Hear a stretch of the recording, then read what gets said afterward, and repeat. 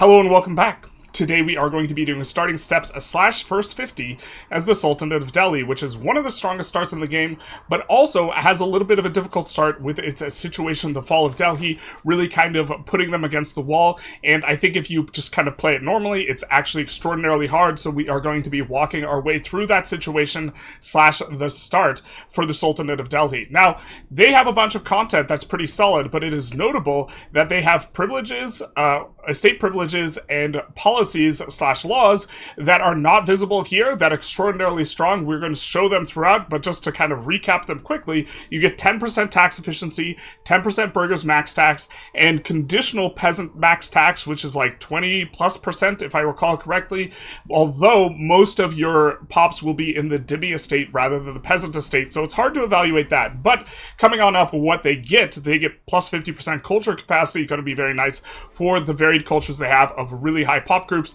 going to allow you to do some stuff. War score cost, very strong modifier, very rare modifier, good for conquest. They start out as a kingdom rank, which is a little bit worse for the conquest, but okay, they do get the war score cost. Monthly inflation, powerful economic modifier, allows you to do way more minting.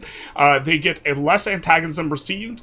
They get a little bit of a modifier. Well, this is a pretty big modifier, cloth output. Cloth is one of the better industries, so getting cloth output bonus is pretty strong, and they are really well set up to produce a ton of cloth. This is kind of a decent tech, but it's a little bit late to the party for a levy bonus, and so, okay, it is what it is. A tolerance of heathen belief, insane considering the fact that they are almost entirely heathen. They are Sunni in a sea of Hindu, although converting is a lot easier for Sunni, so eventually you'll start getting some conversion done. And they also receive a little bit less separatism, hard to evaluate, but this is so late, it's not going to really necessarily matter that much. But coming in, we can also see that they can form, if you are going to grab all of India, they can form India, or the equivalent of India. It does have a little bit of a different name. It is Hindustan for them, which has some extremely strong modifiers as well. We see 15% infantry power, extra cultures capacity. I do believe that this tech in particular might just be a duplicate, so you don't get both of the tech you get as Delhi. Tolerance, true faith, not going to be the best modifier for you considering how much non-true faith you have, and there's some good ones at the end. This is what we are looking for, the 10% proximity cost reduction. Very, very strong, minus separatism as well. Additional artillery power and production efficiency. This one is quite strong in the end game, and so if you do unify India, you are going to be extraordinarily strong in here. Alright, so let's talk through the other unique ones that we have. So in Iqta, which is available to all Muslims, you do have access to Jaghir taxation, which is unique to you, giving you 10% tax efficiency at the cost of peasant estate satisfaction. You lose tax farming, which is the more generic version of this, which hurts all your estate satisfaction and only gives 5% tax efficiency, but they are very similar. In the estate privileges, you get burghers for the fund the Karimi merchants. Again, I do believe all Sunni gain access to this, but it requires you have a pepper producing state. Not 100% sure, that's just the way it reads in the game files, but this is a very, very strong. And then you also get, as a result of your Talukdar nobility, this cabinet action Talukdar tax collection, which is difficult to evaluate. At game start, you have basically 0 commoners tax, but as you convert more pops to your faith, this will grow and grow and grow. Right now, all the commoners are instead dhimmi. And what this cabinet action gives you is it gives you a ton of peasant max tax. Just an absolutely enormous amount. It also sets a minimum tax, which will override any sort of thing that is limiting you from taxing. So even if you have a huge negative to peasant max tax, as long as you have a minimum, it will set in the minimum, I do believe. But this is at base rate. We get plus 15%. So if you have plus 150% tax efficiency, or sorry, not tax efficiency, cabinet efficiency, this is going to allow you to have plus 37.5% maximum tax for the peasant estate. So when you do eventually convert people into the late game, this is going to allow you to basically unlimited tax the peasants regardless of any other modifiers you have, which is very, very strong. And so this is difficult to evaluate though because it's not useful at the beginning, but this is kind of what we have going on for the Sultanate of Delhi, kind of a big slow moving start that eventually gets incredibly strong. On the military side of things, they also gain access to the Rajput society in addition to the other things we covered, which gives between 5 and 10% discipline, scaling based on what percentage of your pop is a certain culture in there. I'm not sure if you could get this number that high, but 5% as the minimum is quite strong as well, available to you here. So regarding our sort of geographical position, the first and most obvious thing is going to be we have an enormous amount of pops, and they are generally kind of condensed and situated up here in very, very large numbers, which is good because the pops in a kind of singular location will do things like push up your max RGO level quite a lot, and also push up the maximum level that you could build your buildings quite a lot. You can see here we could build level 16.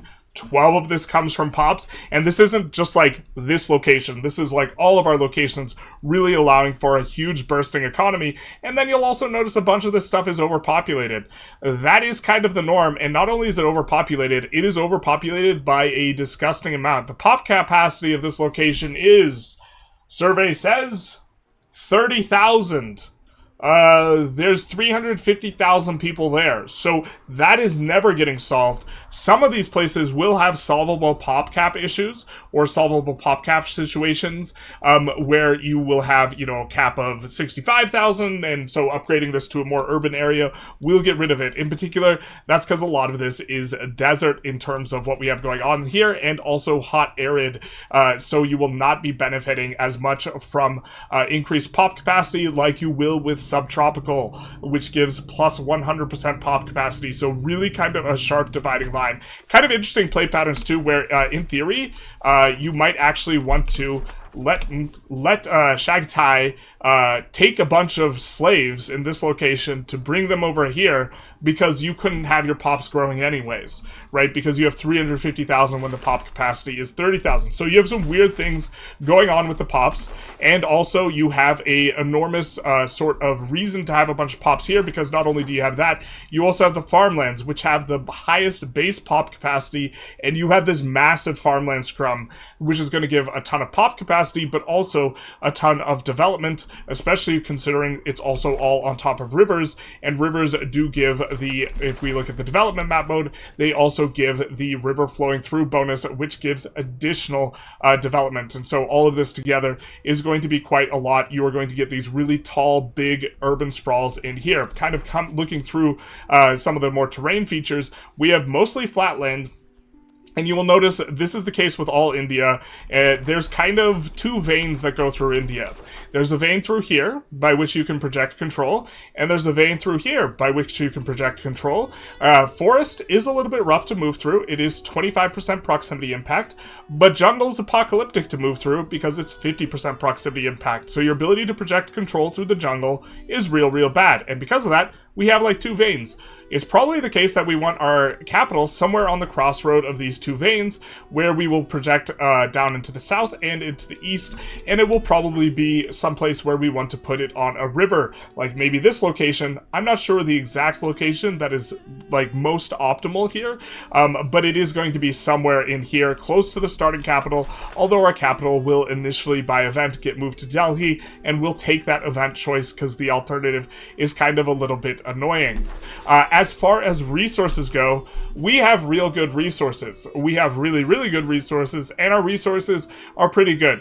We don't have the super tier, S tier, top shelf premiums, but the middling high resources, we have an insane amount. So we're talking about cotton.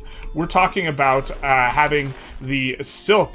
We have cotton and silk in the same locations, which is really good, or dyes and silk, rather, in the same locations, because you will get the maximum production efficiency bonus, or not in the same locations, in the same provinces, because if we take a look here and we look, we will get silk for this bonus, and then we'll get dyes into this bonus, and so it really allows you to stack the production efficiency in both things. Although this one is not one of those, you do see the silk and doab plus 10%, and so that is quite good. We don't have gold and silver in the premiums. We do have elephants. Elephants have a base price of 10. The price tends to collapse, but even a collapsed base 10 price is going to be insane for the tax base, so we will have that. In fact, we have so many resources. A common problem we have is deciding where to urbanize, because really you don't want to urbanize any of it. We also have sugar, which is kind of a high one, but it's not as valuable as it is in Europe. In Europe, it's just insane. Here, it's kind of a little bit more in the middling. Notably, Asian pops demand a lot of horses, or tend to, so horses are almost a premium in India, even though the market price is only 3. That is a place maybe we don't want to build over, and is a really kind of difficult thing deciding where to build. We do have the rice, and something that's just kind of notable. When you have really, really high population locations, the commoners themselves produce food. If we look at the food production, we'll see plus 420 on this province, but if we look at the food production of just this location, we will see that we are getting plus 97 on subsistence agriculture. Even if we super urbanize this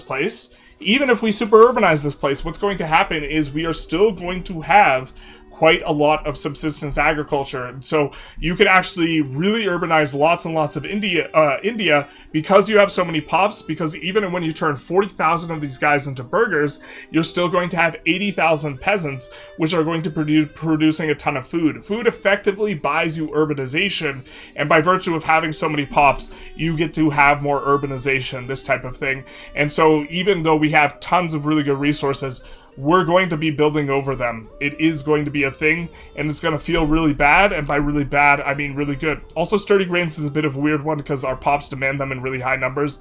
So you almost don't want to build over sturdy grains because you don't have a lot of sturdy grains and your pops really want them. So just quite a bit of strangeness here.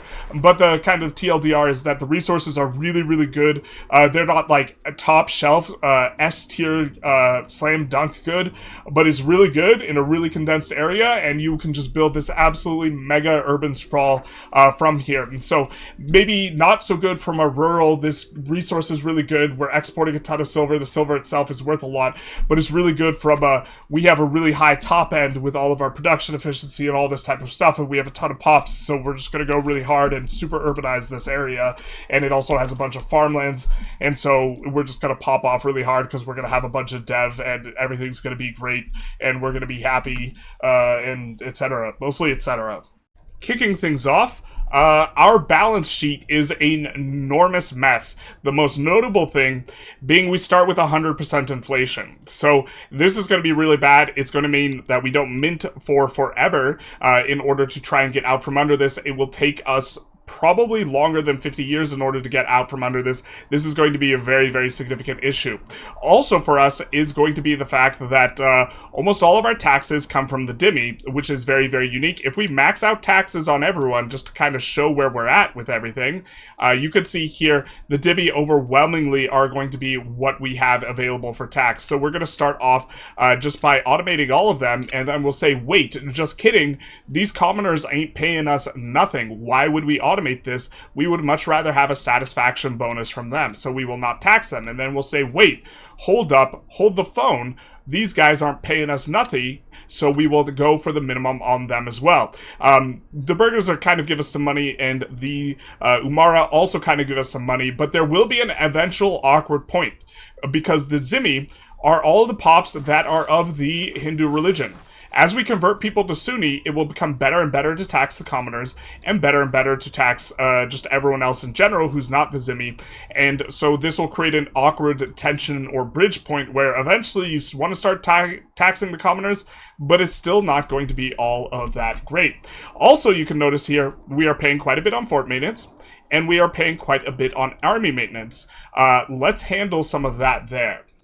We are going to open by deleting all of our castles and all of our stockades. We absolutely positively have to balance the budget. This is going to be something that will kick you really, really hard, really, really fast. And so we're going to delete all of these, and also we're going to have a bunch of revs and separatist movements. They are easier to handle when they don't come in with any forts, and so we are going to get rid of all of these. You'll notice also that's a lot to be spending on building upkeep, and that's almost always all entirely Mamluk barracks. I know you're thinking, 53, that really is almost entirely Mamluk barracks. But wait, there's more, also more Mamluk barracks. So it really is almost entirely Mamluk barracks. We are going to say, you know what? we don't need those Mamluk barracks, and not only do we not need those Mamluk barracks, we don't need those Mamluks. So we are also going to disband the brunt of our army, just say bye-bye, because we have so many levies, we don't know what to do to deal with them.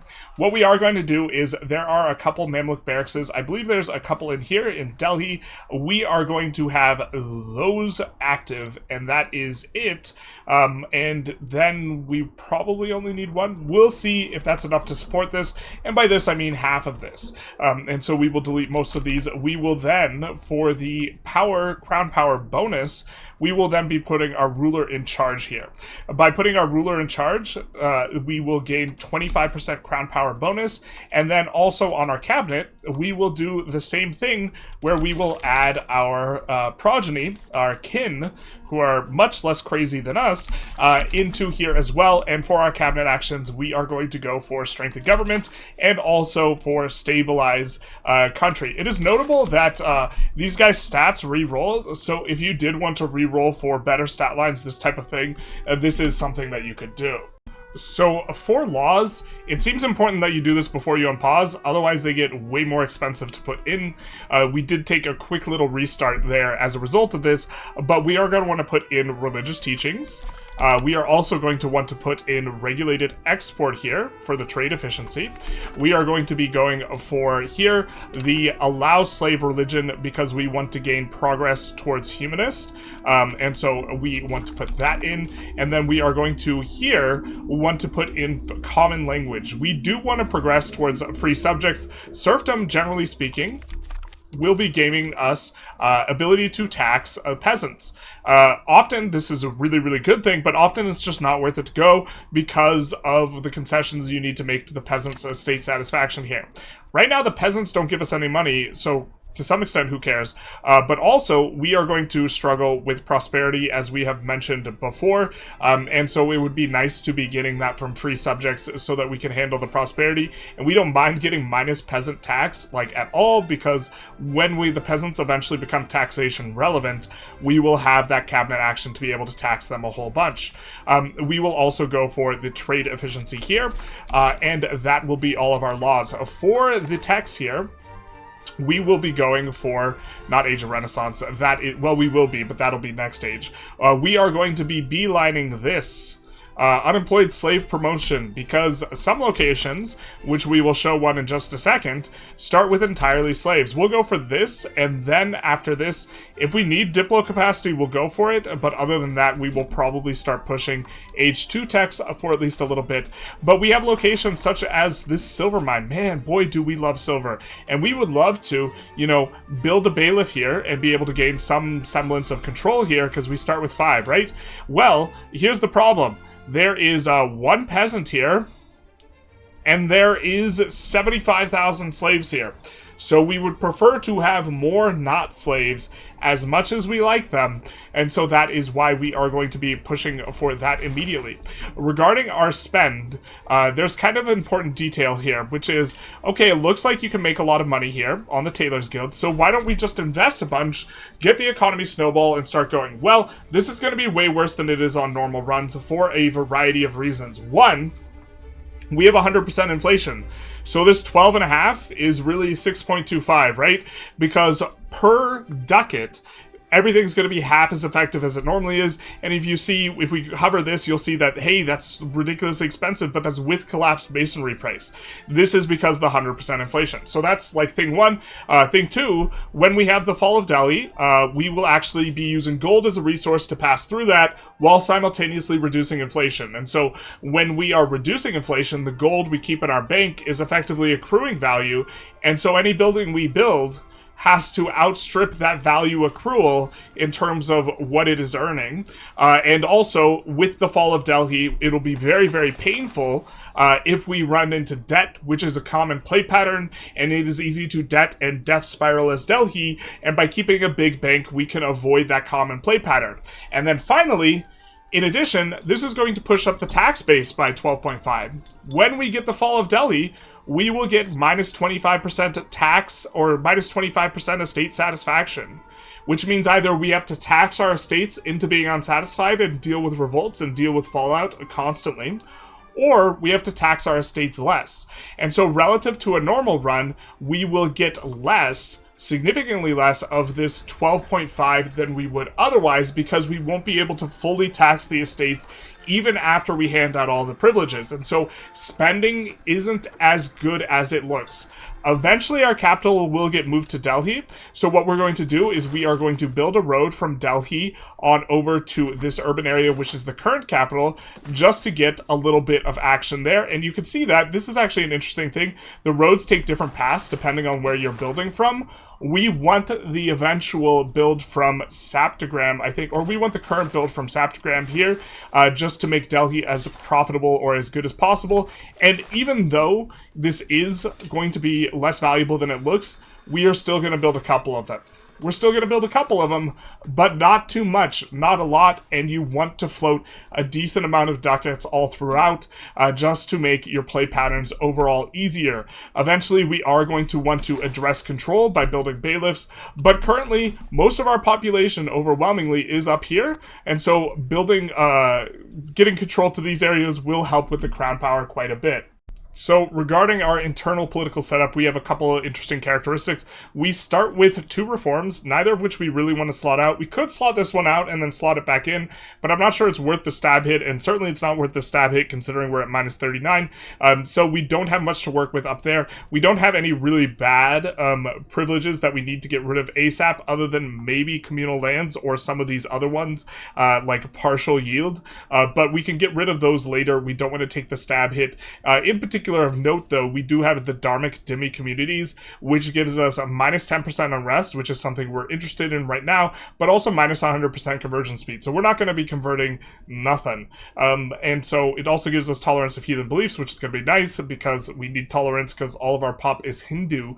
And so this is going to stay in for now. Also effectively a duplicate of that on the commoners. We do have protected faith of the common people. We could add these things also on the other, the others, side. I do believe we have protected faith of the wealthy there, but we're not going to do that, I don't think, at this juncture, or we're certainly not going to do it at this juncture. What we're going to do is we're going to wait until we get above 50 legitimacy, because we do not want to pop a disaster right at the outset before we pop another disaster. In terms of the fall of Delhi, maybe there's something you could do, since disasters can't overlap, where you intentionally pop a disaster to delay the fall of the Sultanate of Delhi, or the fall of Delhi. We're not going to experiment with that, but that is potentially something you could go for. So perhaps worth noting, we are going to max tax the Dhimmi and be thankful that that unrest modifier probably saves us a little bit to some extent from some revs, and then we are going to unpause and have a little bit of a go.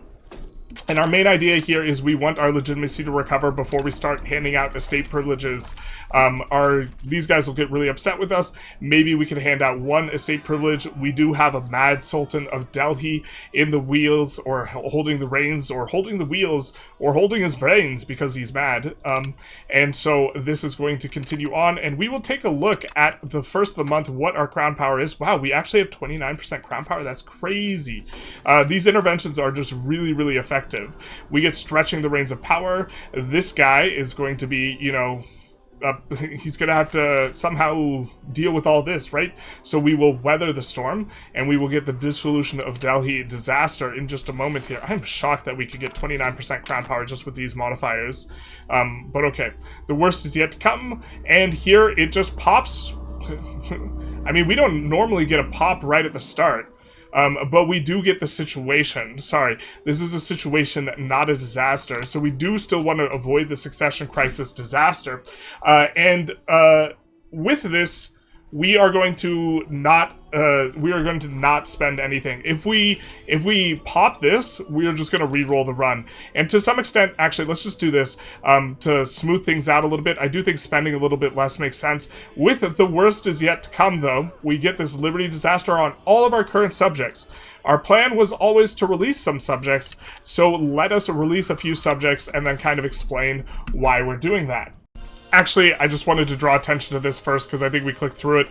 This is the modifier we get from the fall of the Sultanate of Delhi. Minus 50 loyalty of subjects, minus or 1% rebel growth, which is a lot, and minus 25% estate satisfaction equilibrium, which means we are not going to be able to tax people. The Zimmi are going to be straight up 0. Everyone else is going to go down all the way, and we are going to receive no tax, and this is why we want to be floating a bunch instead of spending a bunch, because our income is going to go very, very low. Alright, so we released these 3 subjects down here in areas where, roughly speaking, they are their own kind of individual culture, although this guy might have Marathi culture down there, but they're going to be able to have a decent amount of control, and we released them as fiefdoms. First up is we waited until after the event fired, so that they wouldn't get this massive Liberty Desire penalty. So we didn't release them at game start. But also, loyalty relative to... There's a loyalty malice. And it is a factor of all of them combined relative to Overlord. Country strength of all Samanta relative to Overlord. By releasing these guys as fiefdoms, they don't contribute to that. But now that they are released, we aren't going to have the massive separatist unit or separatist movement of this largest down here of Bamani, because all those territories are now our subjects. And so this is going to be more manageable. Also, we don't have control down there, and we're not going to have control down there anytime soon. These areas are not cored, they're functionally useless to us, and while we might be able to get a little bit up here eventually, and a little bit over here eventually, and a little bit over here eventually, fundamentally this is just too far from us at this juncture in this game, and so we are going to prolong having them. However, we did keep this strip here. This strip we also can't project very much control to, but the entire purpose here is we want to have this market. This market is going to be how we get institutions. We're going to need to pull it here in order to pull it to Delhi, so we want to be able to have some sort of trade capacity here, so that's why we kept some locations, and also, very importantly, we had to keep a pepper location, because we need to own a pepper location. And so we will be able to project control to here, even if we annex or even if we don't annex anyone for a very long time, which is probably going to be the case in terms of our subjects. We're probably not going to annex the subject for quite some time. But they did rebalance some of these subject things, so I do think that this is a manageable thing. I don't know if this is the optimal number to release, but this is what we've chosen to do. Also, 0 control is not as good as if we unpause. I think we will, if it take a month, we will get a subject income. I think that we will, we get restricted power. Restrict the madness of the king of the Sultan, and get this massive crown power penalty, or taxes shall be increased, and these pops get upset. Well, okay, we're going to say taxes are increased, but if we peel a month, we should be getting some amount of subject income, or are they just completely I do believe... Oh, it doesn't scale linearly anymore? They're just completely... Okay, fair enough. Since we can't have these guys loyal, it used to be that they would scale like 0 to 50 and the amount of income they would give you would scale, but since it doesn't look like that's the case, we're gonna just go 0 Diplo spend, because we can't get any loyalty out of them anyways, or in order to do it, we would need to go full Diplo spend, and if we went full Diplo spend, then I'm not sure that we get enough out of them in order to actually, even with a full Diplo spend, they aren't loyal. These hoes ain't loyal. It's because of opposers' interference, and so that is going to be a little bit painful, but overall, disloyal subjects do not mess with us as much as the separatist movements do, and so we would rather take a few disloyal subjects than the separatist movement. So we are running a positive balance, despite not being able to tax our pops that well. You notice all of these have gone to 0 taxation for satisfaction reasons, and our satisfaction is falling. We really, really want to be gaining legitimacy, because one of the ways we can manage satisfaction is by handing out privies. And so this is how we're going to be handling the Zimmi estate kind of at the opener here, but we do want to make sure that we get up over 46. And so this is going to be a critical point for us. We are also going to want to go land value, but man, oh man, do we want legitimacy here. Oh, Jesus. So I know what the choice is, that's the better long-term choice, but the one that kind of just secures us a really smooth type of opener is going to be this Mamluks and Cabinet one. I think that we will get this every 10 years. We're just going to choose the consistent option, and now we have a little bit of wiggle room to work with, right? And so what we can do is we can give out privies in order to make our guys happier again. And so we're going to come in here, and we are going to give out privilege. Now, this privilege won't be a high satisfaction privilege, but, we're getting tolerance of heathen beliefs, which gives us 5 satisfaction, effectively, for all of our pops, who are Hindu, which is almost all of our pops. So we're going to give that one out, and then you notice the effects here, where the Dhimmi are going to get made happy. So we are going to keep pushing up the Dhimmi satisfaction, which almost all of our pops belong to, by handing them out estates, and handing them out estates every 4 months, something like this. Or we will kind of spread it out, but this is going to be how we deal with this in the opener here. We're also going to have a bunch of buttons we can click, and a bunch of things to do with our diplomats. We should have been using our diplomats. We are going to improve relations with the various kind of groups here, because this is a relationship game. Okay, you thought you were playing a map game, you're really playing a dating sim.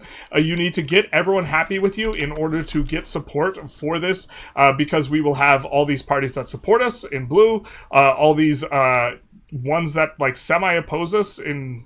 Let's try and remember the color coding here a sec. Okay, orange is a disloyal subject, blue is a loyal subject, purple is opposition, which will contribute to this negative effect here. And then this kind of magenta, hyper magenta, is going to be the neutral parties. We need to get people on our side and also engage in events to push this. You notice one of the things we have here is spending money. And so this is another reason why we want to float the money, where we can get 25 monthly diplomats. It's a Diplo game, so we'll send for envoys, and this will increase our share of power as well. We are trying to get to 100 before he gets to 50, because otherwise if he gets to 50, or when he gets to 50, that will trigger a disaster, so we don't want to have that. A lot of these are really strong, like appointed governors, giving us minus 20% proximity cost reduction and minus 0.1 rebel growth, and a bunch of additional monthly control. So we will, for the most part, be looking to click these buttons constantly, and we don't have the income to support it. So this is pretty valuable that we have done this. I do think that... is this enough to really push things our way? I think that we're going to appease the nobles as well here. We push towards aristocracy. We don't mind that. We are cool going for aristocracy. This will also give us noble estate satisfaction equilibrium. But we are mainly just going to be clicking through all the buttons and trying to stay alive in regards to the income. Doing this will give us a kind of a relation bomb in terms of making a bunch of people happy with us. We will start working on that as well. And I do think we want demand tribute. We're just going to double tech the loyalty. Actually, I don't think it can really make people that loyal, and we're not getting too much of it. It will increase our share of power by 3%, but I think we can sit on this and wait for the cooldowns on the other interactions, but we are going to be clicking these like crazy. We notice we also have a ton of diplomats now. We are going to be trying to get people on our side. We're going to try for Hoysala here. Actually, let's try for one of our subjects in Saptgram. These guys are absolutely huge, and I do think that they consolidate some of the time, or we get some sort of event. But now you're kind of understanding why it's important that we float this and have extra things to do, because getting through the disaster faster, I do think, is more valuable. That way we can start taxing everyone again, and we don't have this absolute apocalypse. We have enough float here, right, to be able to hand out a privilege, and we are just kind of taking a look here. We have a lot of issues regarding satisfaction, so why don't we come in here to the Society tab, go to People, and then see how's it brewing, how's it going, what's hanging, these types of things. And we see the Umara is upset with us, the burgers are upset with us. There are some good burger privies. We won't go for them just quite yet, but how upset are these guys? These guys aren't that upset yet. They will get very upset later as time goes on. We will go for the very, very strong treasury rights, giving us 10% tax efficiency. So that is going to help us out. You notice this makes our income go positive, and we will be keeping an eye on things. We'll probably have to go dimmy over the next 2 months. So we'll take a month, we'll take another month, and then we will go for another dimmy privilege here. That's unfortunate our cabinet member dies. That does crush our crown power. Ooh, that crown power, painful. Restricted power really kind of kicking us hard.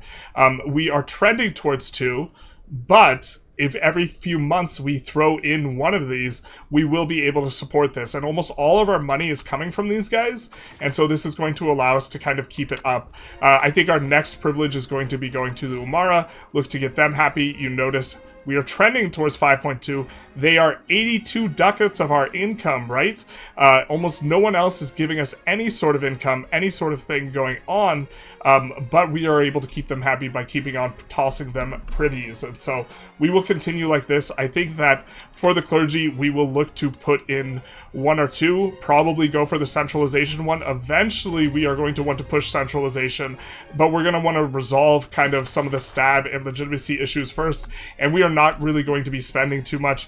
We'll take a look here every now and then. I do think that the fine cloth, specifically in Delhi, is just sometimes too lucrative to pass up, right? And this is really the thing that does get absolutely out of control high price.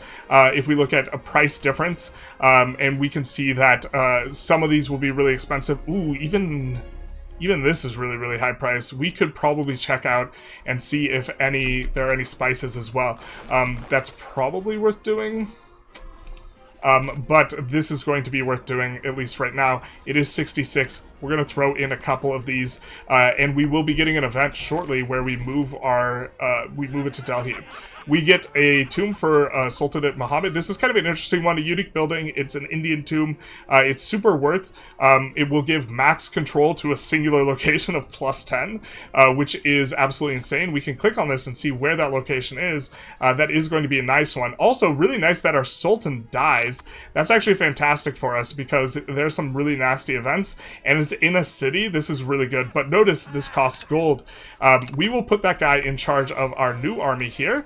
For the same bonus that we had before. We can actually filter, if I recall correctly. Oh, he's not eligible.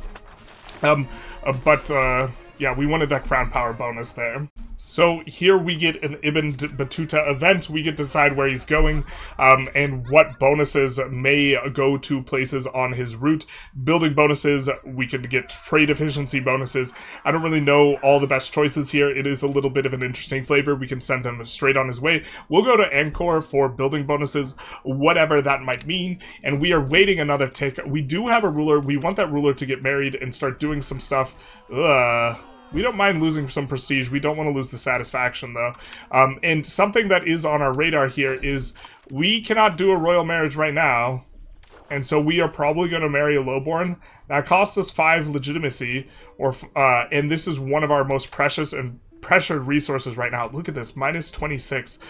We also don't want to put in cabinet members just quite yet. They are kind of expensive to put in, 133. I suppose we could do 1, but we ideally want these to be crown power characters. You also can roll a nice parliament if you have burgher characters, so this is an argument for maybe having a burgher character, but why don't we put our 1 strength and government guy in on the 1 person who's competent there.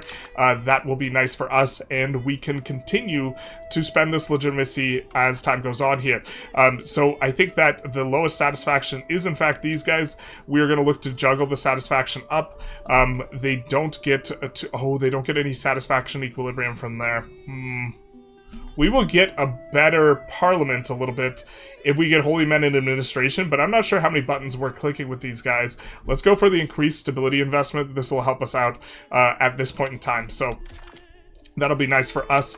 The satisfaction is now kind of high for them. The next one's going to have to go the Dhimmy's way, though. We're watching us just kind of hemorrhage money. Let's take a look and see what we can do here. We can strengthen neighbor relations. This one is going to be required or spending on our diplomats. We're going to do this, and we are going to do this where Vijayanagar is. So why don't we do that here? We notice that we haven't really had much change in terms of what's going on with some of these people. We are improving relations with Saptagram, but it will be kind of an uphill battle here. We do have some decent progress here. Here's the event that moves the capital of Delhi. We would rather do that than lose 7 stability, and so that will be there. And so this will be increased control for these buildings that we are building right now. We get to another 5% kick. We will go for the Dhimmi, who are now at 22 satisfaction. and look to give them something that increases their satisfaction and equilibrium by 5.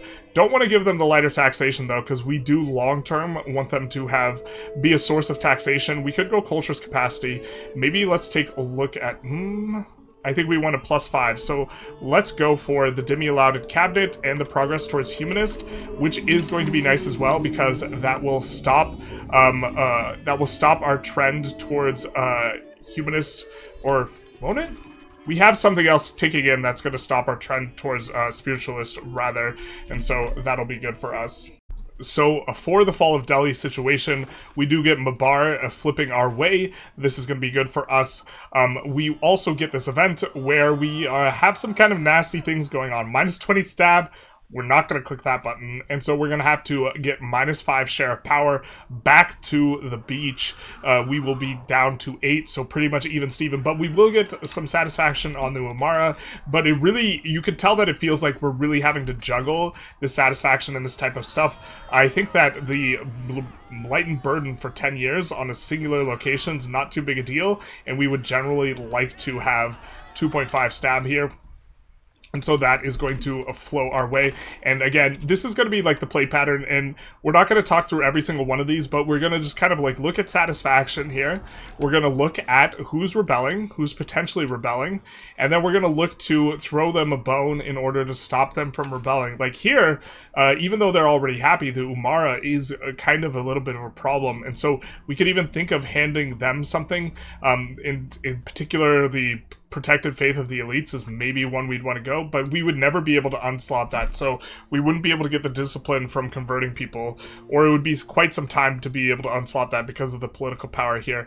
A lot of political power on the Demi, but I think that we are going to go for another 5% on them, and we are going to go for the Demi levy size here, and we are going to kind of keep an eye on the nobility because they are having an issue. In fact, why don't we just set their tax to 0, because they really don't give us a lot, and, well, we shouldn't set their tax to 0 because here's the thing, you want to actually technically micro this because we want to tax them as much as possible as long as it is over, as long as it's the point where they're getting flat gains. And maybe this is actually worth microing. So you see here, we're getting flat gains. Even if we decrease this all the way, it's still the same flat gains. So, in theory, you should constantly be microing. And generally speaking, this is really tedious, but if there's anyone to do it on, Delhi might be one of them, because you can get a lot of juice from this type of squeeze by kind of just doing something like this. We could also just click the button and let the 50% handle it, but it's same thing with these guys as well, where in this case, we might just want to do this just to keep them happy. Just to keep gaining that monthly change because of how this works. I don't like the flat gain relative to what I would prefer is kind of like a slower equilibrium gain, something like this. But okay, it is what it is. We will continue on. I think we might just keep this held down, but this will be a kind of way. Another thing is we can panic button add minting if absolutely needed, but we won't be looking to do that. So right before our first parliament, we are going to give out a privilege to make the nobles a little bit happier because that will increase the quality of things that we get from them. We could do Dev the Interior in terms of pushing land value, but right now support is more of a priority, and increased ties to neighbor might be something that we're interested in getting a whole bunch of diplomats kind of at the end here. We will take a look at our parliament and take a look at what we can roll. Serfdom support, we're fine going for this. We do have to keep an eye on when stuff hurts our legitimacy. So let's go serfdom support, and now we have lesson levy obligations. This is going to be painful if we end up running a rev into this, or a separatist movement into it in some circumstances. So we're just going to check and see how close are we to rev. Not super close. Probably okay clicking this, although I don't think we're going to get another... Yeah, we're not going to bink, it looks like, another interval of 50. Although let's take a look at what's here. By tradition in feudal de jure, instead of by blood, we would actually prefer by tradition. So... we could do this. I don't think it's worth taking the stab hit, though. So let's take a look at the laws. Alright, so we only have 18% crown power. We would really like to get that up. That's a rookie number. And so with our parliament, I think what we're going to do is we're going to change our distribution of power law. And so we'll just take a little bit of a look for distribution of power. Right now it's traditional distribution, right, which is giving us a minus to crown power, plus a state equilibrium is to satisfaction equilibrium, plus to decentralization. Both of these are good, but what we want is that sweet favor of the ruler. Also, maximum tax is an incredibly strong modifier for us when we have Dhimmi, because the Dhimmi, they're not faith, they're not elites, they're not commoners, they're not wealthy, so the particular targeted max tax is a little bit less valuable. So let's go favor the ruler here. That is going to make some people a little bit more upset in terms of their equilibrium.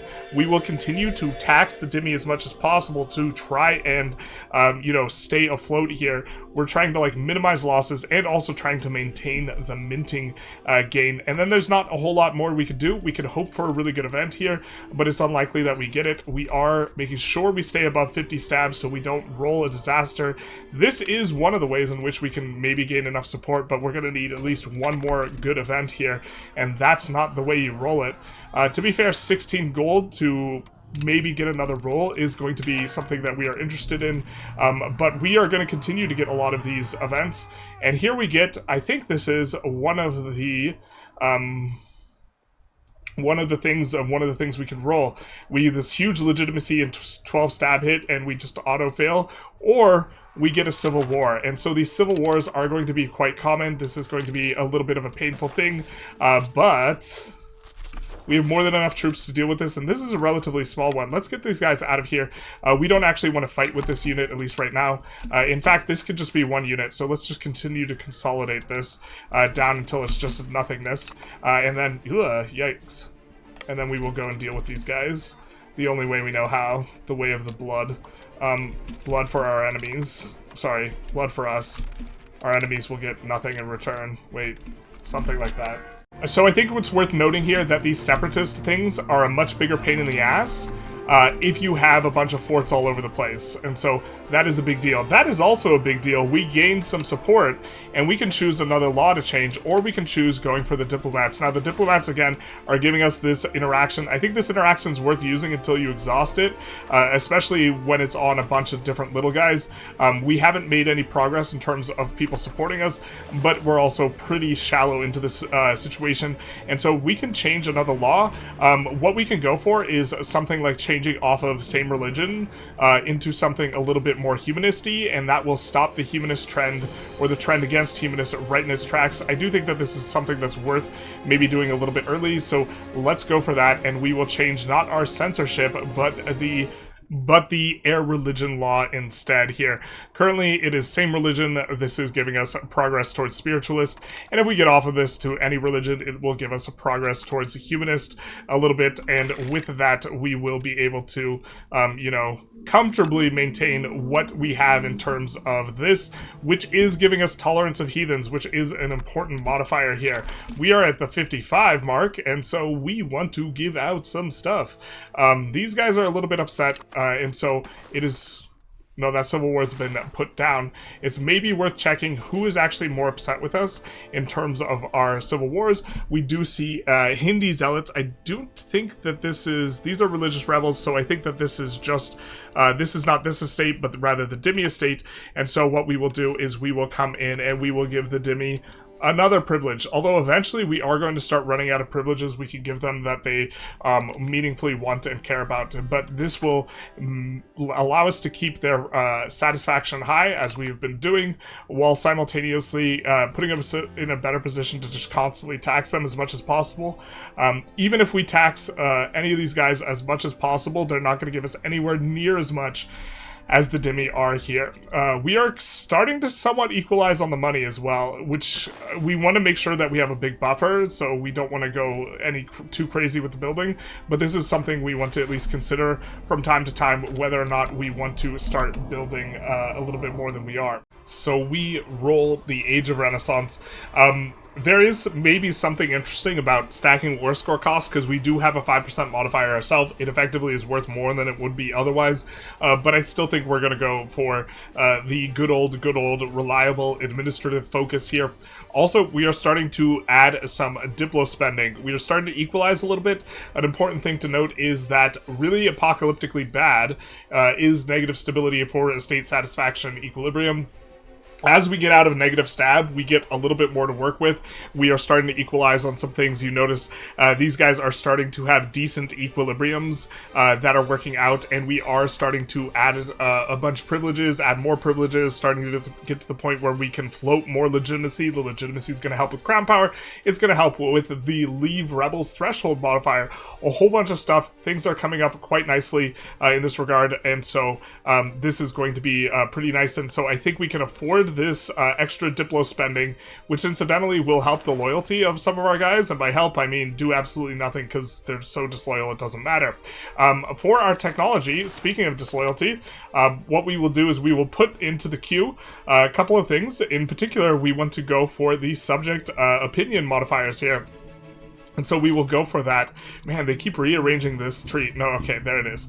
And so we will get loyalty of subject and subject opinions. Both of these will help, as will approve opinion here. And so those are going to be really valuable. And since we are already so close to some of these other things, we will be grabbing those. In particular, we do like monthly legitimacy, and we also like proximity cost reduction. We will go monthly legitimacy first, and then we will go for the proximity cost reduction. And so we have some good text coming our way as well here. We get a little bit of additional cultural capacity from an estate privilege for the Dhimmi, and so it's maybe worth looking through and thinking, hey, can we give any of these out? Can we accept any of these guys? And just kind of cruising through. First, we're going to sort by where they're the most populous, kind of take a look at where they're located, and also taking a look at how big the differential is on accepting them. We do want to do this kind of just with accepted pops. We see that this one is just 0.63, but are we really going to benefit that much in terms of additional cores here? You notice we do already have some of these places cored. This is kind of close to our power base, though. We maybe want to consider this one. I think this one is going to be the best, though. It is going to kick us over. I do think, actually, we don't want to be over on this. If I recall correctly, the over is kind of a little bit nasty from the perspective of Diplo. I forget exactly what it is, so let's go for this. We'll add them as an accepted culture, and maybe we get a few more cores here. We get Ibn Battuta. He's doing his thing, traveling around, doing some Indonesia stuff. Very cool. And then we will see if we get any cores at the month. We do, and so this is a nice little pickup for us in terms of getting a little bit of extra control in regions that are near the capital. As far as our expenditure goes, roads are definitely something we are interested in, and so what I think we're going to do is, as ugly as this looks, we're going to take a look at what our roads look like in terms of cost, and if they are cheap in terms of, they're not going to be cheap because of the inflation, but if they're cheap in terms of this stuff, we're more than happy to spend. We do see that the masonry hasn't dropped in price, though, and this is something that we added a little bit of. So let's check the masonry price in the market and see just exactly what's up. Well, it looks like the price will drop. It looks like the price will drop, and the burgers are even exporting, and we're in a surplus. So once that gets low, what we're going to look to be doing is we are going to look to connecting Delhi via road to each of these urban areas in order to improve their market access, as well as to propagate a little bit of extra control. And the expense shouldn't be too high, maybe 1K, but this is another part of us kind of equaling out, or finding a decent sort of equilibrium that we can be able to afford this type of thing to go for. We also are floating a little bit of extra legitimacy, and we can make this guy a fine governor. I think that makes him stronger, if I recall correctly, and he gains control of these guys. We will say he becomes a fine governor. He becomes Bengal, and hey, he's happy with us now. A little bit of progress update. We are at 17 power. We do want to avoid them getting to 50, though. It's not a race to 100. If they get 50, we do get a disaster, if I recall correctly, playing the Vijayanagar side of this recently, and so that is something we want to avoid. Nice seeing Bengal on the map, though. Bengal notably doesn't have any unique advances. Thought that was a little bit curious. You can play as Saptgram. They are a relatively strong tag. They will have an enormous amount of levies, and we really don't want to rumble or fight with them in this run ourselves. little bit of a nasty event here for us with two bad choices. We can either lose 20 stab, yikes, and trend towards free subjects, or lose 10 legitimacy and trend towards serfdom. Nice that we get the satisfaction on the Umara. That's actually something we're getting squeezed on a little bit because we don't have privileges we want to get for them. We will click the button, we will lose 5 support, and we will pray. We will pray to the gods of RNG that we do not roll a disaster in the 3 months we have to let tick. That would be very, very bad for us. We also do get our cooldowns here on these. We are going to continue to strengthen neighbor relations all over the place as often as we can in areas where there are people who are not already loyal to us. And then we will also click the other buttons that we have available. Taking a look, even if we even this out, we are slowly draining down because we want to be able to click buttons, and we're clicking buttons, and so noble favors is going to be nice for us. Their state satisfaction equilibrium will be higher. They will get a little bit more pleased themselves. This can effectively allow us to add more other privileges to other people because the nobles is the thing that is pressured for us right now. Demand tribute, we decided we kind of don't like. Appointed governors really do like the proximity stuff and the negative monthly rebel growth, and of course getting the share of power to move in the direction we want up to 18 here, and we will do send envoys as well, which is helping to enable us to spend a whole lot here. I do think we might have made a little bit of a mistake here though. This is a building that is just really strong that I often just kind of forget to build. We're going to go for the Royal Garden. We probably should have opened with it. This gives us 0.2 diplomats and will make things a little bit easier. I think, let's take a look here, and we're just going to try and find someone who's a little bit bigger. I don't think Vijayanagara put us in as an enemy. So yeah, they didn't put us in as an enemy, or they didn't rival us. So we're going to improve relations with them here and look to try and flip them. It is dependent on power level or levy size or this type of stuff, how much these guys are contributing to the support, and so getting the bigger people on our side, people like Bengal, is going to be more valuable. We could also pull back we have a guy in Bengal currently improving relation, and we could pull him back. I think we're just going to let him run his time out there, but that is something to consider. We are also going to improve relations here and get some of that kind of heading on up, and we are safe. We have made it, not rolling a disaster. Things are looking pretty good. We could spend on one of these guys, but none of them are very good, and we want some crown power characters to that end. We've married 2 lowborns, looking to make some kids at some point in time, but so far that hasn't been very productive, eh? Alright, so this is a bit of a crossroads type of decision. All of these are really bad for us. We can cede more territory to Gower.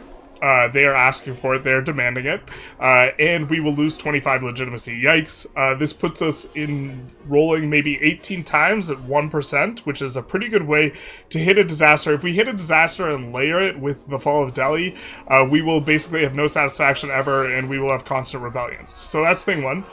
We can send them a gift, and we will lose 2,400, and we will go into debt, and the debt will spiral because we are gaining less money currently as it stands than we are earning, and it is unlikely that we really run a super positive balance. To be fair, we could rake back some of our expenses and make it kind of work, but right now we're really enjoying the fact that we are gaining so much legitimacy and can click so many buttons. So that's thing 2. And then we can say they dare and lose 100 opinion Sultan of Delhi and gain 50 Liberty Desire. I think that's what we're going to click. We don't like it, but I don't think these guys rebel, and we're improving relations with them already, but it is a little bit nasty, and Gower gets the event holding on to power to go for an open revolt. They probably will. Gower we can take. Bengal is a little bit sticky, but we don't see Bengal holding on to power. So we're going to have it. They're probably going to rebel, and then we're going to have a little bit of a go at them. Something like this. Or they're just going to suck it up. Yeah, that's right. You better run. So we can see here the bubbling buildup of us having and floating low satisfaction on the Dimny for too long. The Hindu zealots, they be pissed. And so they are about to pop, and there's not a whole lot we can do. We are going to give out kind of the last of these that we can. And then we're going to actually tax them down. We are going to tax them to equilibrium 50, and what we're going to, or actually we're going to tax them slightly above what they're going for right now, so like equilibrium 37, and hope to get out from under this. I don't think that this works, and I think we're going to have to fight a rev here. So this might get some of them to leave the thing. Yeah, it's not going to work. It's not going to work until we hit an event. The Pretenders start a civil war. Yeah, we'll take the civil war here, actually, because I do think that makes it so that these can't pop. And then we will have to fight something that is our entire nation, but what we can do is we can raise all of our levies first. Perfect. This actually works out for us. So we're going to raise all of our levies. It's completely gratuitous for this civil war. However, for the civil wars to come, it's going to be really nice to have all this. Now, something we do have to be careful for is we actually have zero... let's see. We're going to just choose jurisprudence, but it's nice that we get that as well. Oh, we roll this anyways? Perfect. Perfect, perfect, perfect. Have at it, bro. So we are going to engage in a whole lot of micro, but this was rather nice timing because obviously if this already pops, then we can't raise all the levies. So us being able to raise the levies in all these high, control areas first, actually incredibly lucky. We were going to have a little bit of a bad time here. We probably should try and get an alliance or something like that to protect us against these types of things, and maybe that's something we could do, but instead we just get the uber luck and the fact that we don't have to concern ourselves with anything here. So that is going to work out for us. And we are going to split this army up and try and micro all this. This is just going to be a nightmare though, because we just have to occupy all of this before they occupy us. We have a way bigger army. The Rev is going to have very low control, and with the really low control, they are not going to be able to raise that many levies. Also, bad spot for a capital. They should have chose a little bit better. Doesn't have a lot of pops, so they don't have a lot of levies. These guys don't have a lot of levies. This should be really manageable, but after that pops, we are not going to stand our army down. We are just going to wait until these other uprisings happen and deal with them with our massive levy army that we have raised here. So, yeah. The slave uprising is adding on here. We do have a little bit of movement from our subjects. Nope, they're not loyal enough. Just kidding. They're not going to help us out. I don't even think if we increased this to 100, we would get loyalty. And I'm not 100% the rules on them supporting you, but I do believe even if we go up all the way, they are still not loyal because they think that we don't have anything. Because of what's going on. We do want to maintain a positive balance though, so we can continue to click the buttons, but that is going to be... we have also a lot of our armies on automate, which should smooth things out a little bit for us and significantly decrease the micro. And just to kind of show off what we're doing is we are doing stuff like focus siege, and then we'll pick an area, and then we'll pick a couple other areas, something like this, and then we'll have this guy operate in this region, and he'll focus on sieging, and he's big enough that he can take care of himself, and then we'll have this guy maybe seek to go and grab armies, something like that, or to go after armies, although he's a little bit small for that. Patana is maybe going to cause an issue. But I think that we auto-flip the Patana guys. There's two different types. There's like a separatist movement, and then there's a rebellion movement. This is a rebellion, and then this is a civil war / separatist, and then this is also a rebellion. The civil war / separatist, we flip them when we occupy their area. You can see they flipped us when they occupied us, and then the other one operates a little bit differently. We're going to split this guy up because the smaller guy is big enough, and we're going to have one of those guys kind of come in and try and take him out, but it is going to be a little bit of micro, and you can see we are getting this stuff back, but these guys are going to continue to pop these. We are not on the last rev yet, or actually we are. This is the no more progress. Alright, fair enough. So that is going to clear those guys out. Very, very spooky. Lucky to roll that one thing, but notably, if we know something's going to pop, and it is below 95% progress, because if you're above 95% progress, you can't declare war, it's maybe worth actually proactively making a spy network on someone, and then making a CD on them, and then declaring war as soon as, or once you're right before 95%. That way, you can just keep your armies raised after that war, and be able to better fight these sort of rebellions and this type of stuff that you sometimes experience here. We probably just flew a little bit too close to the sun on the Zimmy in terms of what we were doing, but also we might just want to... How much are we hemorrhaging? Oh yeah, we can afford this. We can do this. We can handle that. Our costs went down very significantly because we don't have a bunch of stuff going on. So our bank is actually really very nice right now because we don't own a lot of land because it's all rebelling. This is making our bank effectively worth a lot more. So minus 25 is definitely something we could tolerate. Yeah, we did lose that though. Tragic. Okay, so we're mainly going to be microing this around, though, and shuffling these troops around, and I don't think it's going to be that interesting. Balance the budget is our best friend ever. We are going to click this. It's going to give us a ton of negative inflation. We're going to lose inflation at the end here. We definitely do want to pass this one. So this is likely going to be a very fast parliament where we look at what we can roll. Oh my god. These guys, why are you giving us no support here? Reduce opinion generally just doesn't give a lot. We could give a state to the nobility in order to make them happier with us, in order to make these rolls a little bit better, but I don't think we really want to give them another one. The Merc one isn't terrible. Only nobility as leaders, like, kind of bad, but it's not super awful. Protected faith of the elites will lock us out later from accumulating a lot of discipline. A lot of this just feels like it locks us out for short-term gains. We're going to click up on the opinion one, and then we don't roll anything nice behind it, so we're just going to be done. Unfortunate, but we are going to get a huge negative on this, so we're going to reduce inflation by 3%. So that itself is going to be quite nice here as we continue to try and go after some of these guys. There aren't any really big armies, though, is like kind of the thing to note, is that a lot of these revs are really like feckless because they roll in and they don't have any, like, control, and then they raise levies based on not having any of this control, and it gives you, like, minus 90% levy size, and so, generally speaking, your standing army can deal with it, although we don't really have much of a standing army, and so this is just, like, it's a procedural matter of thing, especially because we are able to have all of our levies raised going into the Civil War. That made it, like, really kind of a trivial thing, because your levies and your standing armies just can't defect, and that really like simplifies things in terms of how things go for you. Alright, we've basically run out of money, so we are making some adjustments here. We are bringing the Zimmy tax down to 45%, so we are going to tax them into being unsatisfied. Hopefully that doesn't cause too much issues with this Hindu revolt that is a brewing, because this also includes our capital, which is definitely something that we don't want. Something that is notable is if our capital revs and also over here revs, this is a really big issue because this is where we have the Sunni pops, and the Sunni pops that are burghers, if all of them are part of the same rev, or all of them are involved in the same thing, we will actually just brick the entire estate. Our estate will be gone. And the reason, or the way that this works, is that the burghers that are part of a different religion are part of the Zimmy estate.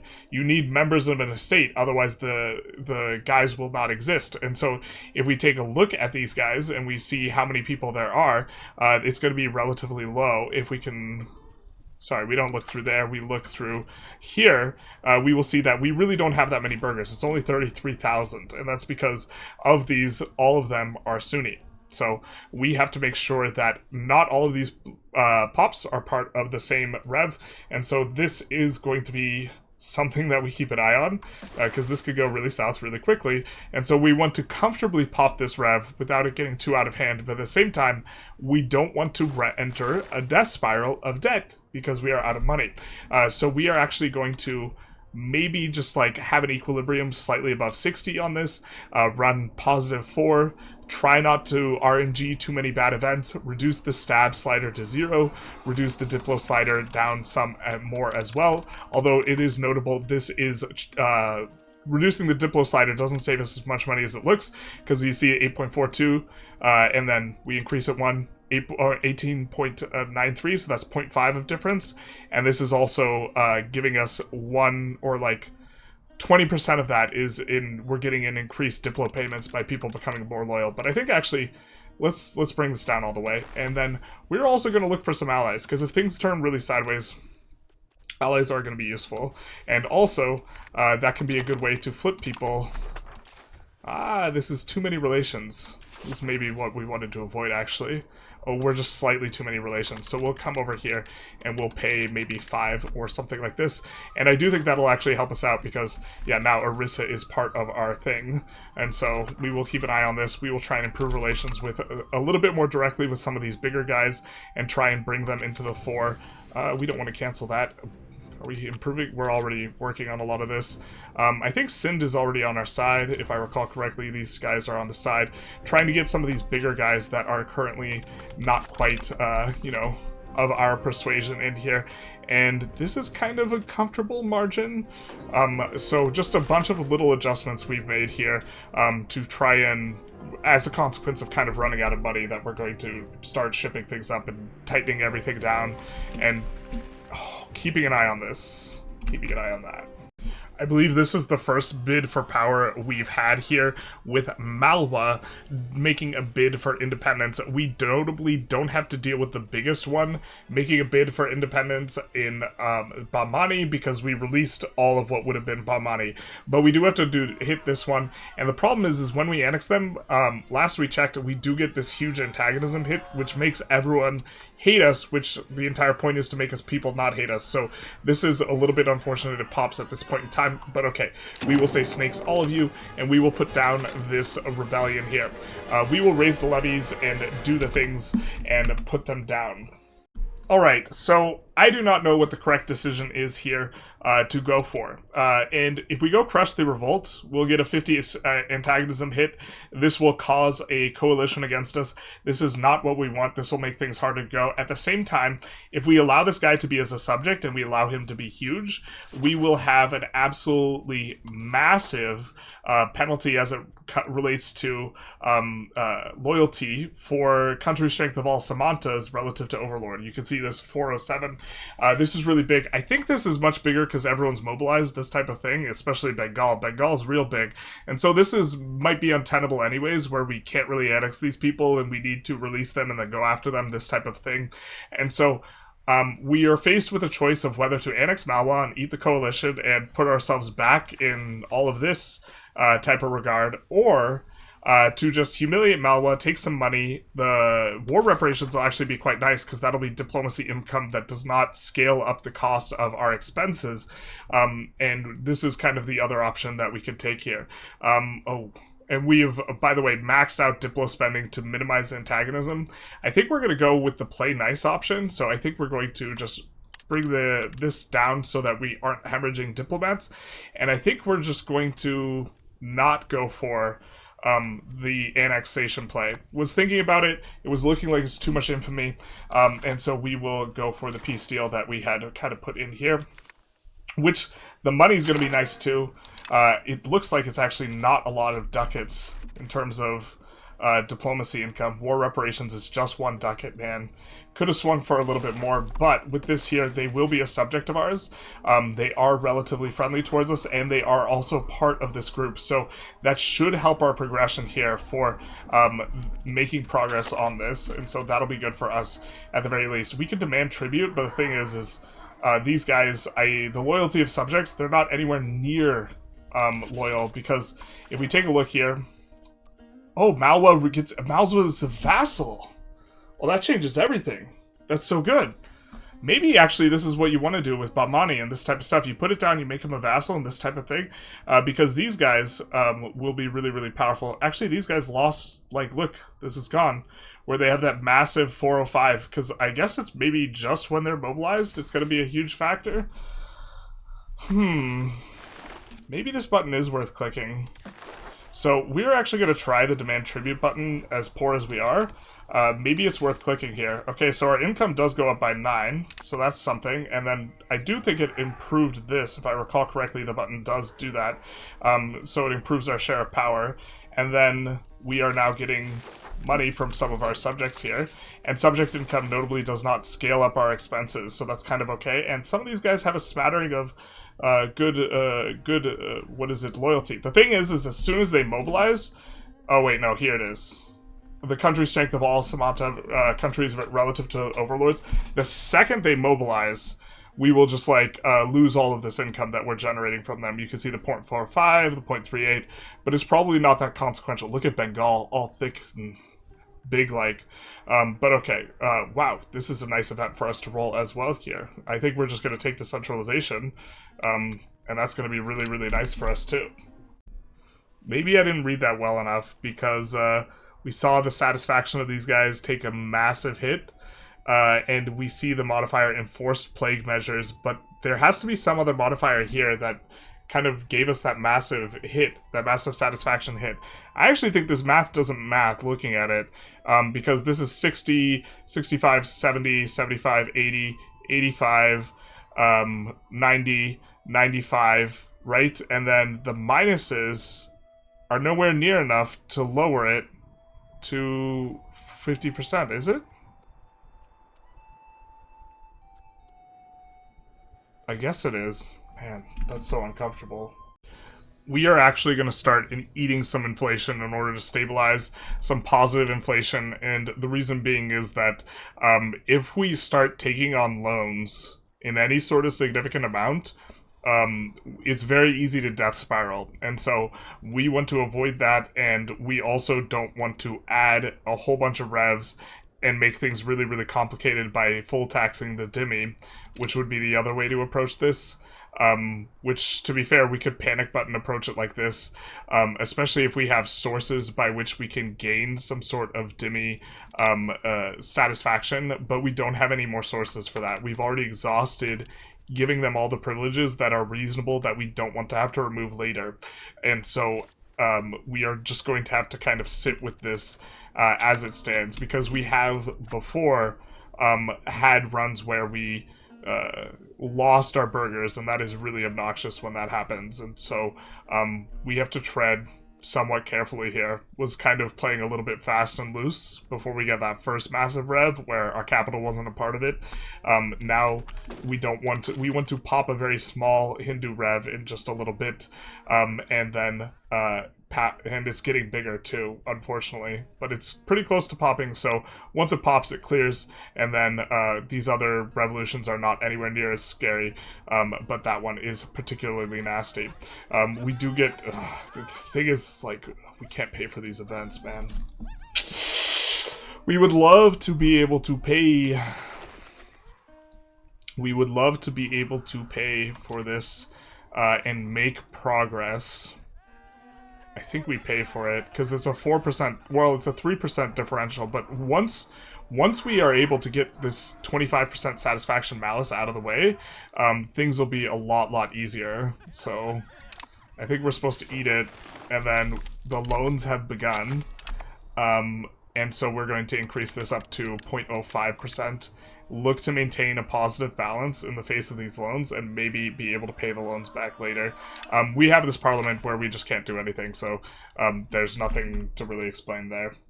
So we roll pretty well with our ruler dying and the guy who is put in charge being relatively good here, although this will hit our crown power on the next month. What we will get from this, we're gonna the burgers are so pissed at us right now anyways, and they're brewing a revolt. We're just gonna eat that and just hope that we don't roll like all the cities going the burgers way. But the point we're gonna make is we've increased this a whole lot so that we can pay for some stability, which one of the reasons why we're having, why are we so underwater on this guy? One of the reasons why we're struggling is the lack of stab. And court language is a foreign language. We can change that, right? Favor the ruler. Could change that. It's gonna cost stab. One of the things is that stab is actually just incredibly painful, because this is giving us state satisfaction equilibrium malice, but we have to take a little bit of a look at this breakdown, because I feel like there's something in here that we are somehow forgetting. Silver famine? Jesus. Alright, we're going to slow down a little bit, and we have to start microing the burger tax specifically, because if we click this, they will just get taxed 0, because their equilibrium will be like, hey, it's under 50, but since our burgers actually have really low satisfaction, we can tax them just every month. After we gain the uptick, what we have to do is we have to move it down 1 notch, and we are just going to keep doing that so that we can build up a little bit of a bank. In terms of interest, we're only paying 4, but it's really imperative that this doesn't get way bigger, because otherwise we'll experience way more pain. A little bit of a flavor event for a guy who's going to coup the government, but he has a pretty good stat line, and it's going to be better than this guy, so we will say, hey, this guy will help us, and then I do believe we have to put him in cabinet to get the events, which is one of the reasons why we're floating a cabinet slot. Also, we are poor, and so we're going to put this guy in, even though it's 120 ducats. That is painful, and we will continue to monitor the situation closely here. This rev is popping soon. Is it? Okay. It has to not take this location with it, otherwise, like, this is super foobar. And it's looking like it is, in fact, not going to take it with there, but, oh god. We go after the minorities time. The plague on top of this is just very nasty, because it gives us a bunch of events that are particularly negative. I'm not sure what the solution is here, but I think that we do not want to take a stab or legitimacy hit. We're really kind of threading the needle because we don't want to roll a disaster, so we have to stay above 50 legitimacy. We really want more stabs so we can actually tax people, and so we can improve our satisfaction equilibrium.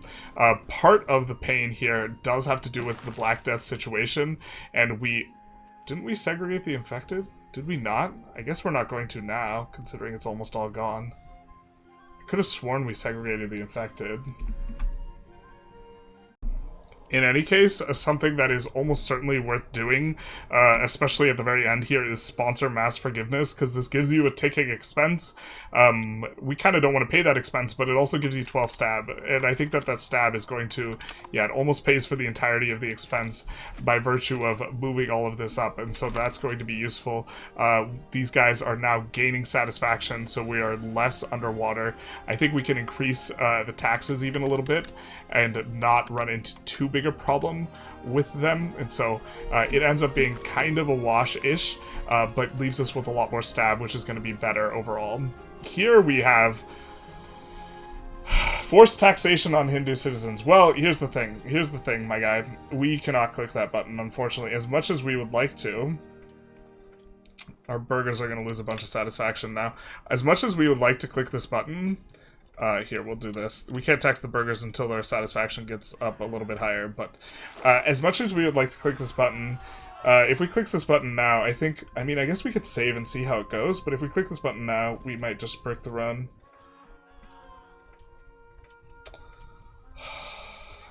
We can also just get 10% estate satisfaction, which might actually just make the rev go away. Oh, this is so painful. We really want that money.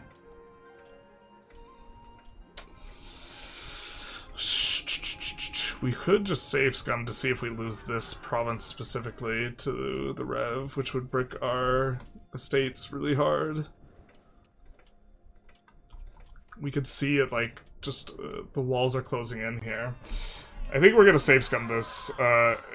No, it takes so long to gain 33% satisfaction. That's the real problem. Is we've run out of tools by which to gain this amount of satisfaction in any sort of reasonable time frame.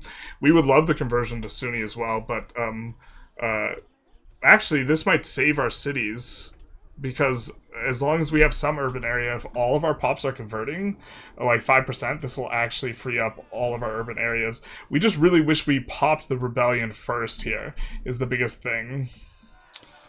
I think we're going to save and see if it bricks us or not. I think we're going to test it just to see, but I think we're not going to click this button either way, but in case you guys were curious and to see how this works, we will test it, but either way we're going to reload and take a look here, or we'll let the month tick happen and see if these guys join. Everybody joins. Everybody joins. Everybody joins. We can't do it either way, But yeah, so this is how we would break our burger estate entirely, which is effectively for us just too much legitimacy to even really do. But I was thinking about it. It's just it takes too long to recover all the burger or all the Zimmy estate satisfaction. So we can even show like a little bit what will happen here. But if we just like let this tick, a bunch of new rebels should spawn here in just a second, right? They're certainly progressing faster. I mean, this will brick our burger estate, so we don't want to do it either way, but I guess we'll get plus 10 Zimmy satisfaction, and that's kind of nice. We can just tax them a lot more for like 5 months and just get like 400 ducats, so it's not the end of the world. Would have loved to get some of these conversions going, but it just like, I don't think we have an urban area. We don't have an urban location, I don't think. It specifically is taking all of our urban locations. Yeah, you can see the places that are taken that are not part of the blob are all urban. Alright, so what we could do is we could say, hey, we won't upset them, and then we can tax these guys, tax them real hard. Wait, what is this? Why has that improved the equilibrium on them? Okay, now I'm confused why the estate satisfaction equilibrium changed there. But okay, I guess we will tax them at this 7 ducat point, and the burgers, once the burgers get fixed, will actually be... Yeah, let's actually fix the burgers now, because they will pay us like 10 ducats once they get out from being... If you're below 1% satisfaction here, yeah, and they're currently at 0.2, you can't tax them at all, and this is to prevent exploits where you just have 0 satisfaction and you can still full tax pops, and so... as a consequence, we can't tax them. So we're going to give them any privilege. It doesn't really matter, but this one's good. We want them to have that one eventually anyways, and so this will give them enough satisfaction that we can run a positive balance. And we have to fade this. Oh my god, we have to fade that without any ticking. Jesus. Alright, we're gonna have to fade that for 15 months, that 1% tick. Or hit some sort of legitimacy Hail Mary of some kind. God. We're also already strengthening the government too. This is so uncomfortable. We like couldn't afford that legitimacy hit. We have to mint some more. I think we have to mint, and we just like, we could just like load every time it like fails, but we're not gonna do that. So we're just gonna run a huge minting for like a short period of time here and kind of undo a lot of the progress that we had done. Well, this is great. Banning torture. Yeah, that's actually real good. Okay, so we ban torture, and that'll help out a little bit. Respect the flag. You, of course, have to do it. Gain a trade war on these guys. Or lose 10 prestige. Well, we have 0 prestige, and we don't want to fight the guy anyways, so I guess we'll do that, and then we will pop this war that is not absolutely massive, which is good for us. And so now we can start being a little bit more aggressive, because we don't have the... Well, we don't have a rev that's going to take all of our burger stuff. So our burger stuff should stay. Let's just double check. Wait, why are our burgers still got bricked? Bro. There's Sunnis here. Are none of them burgers?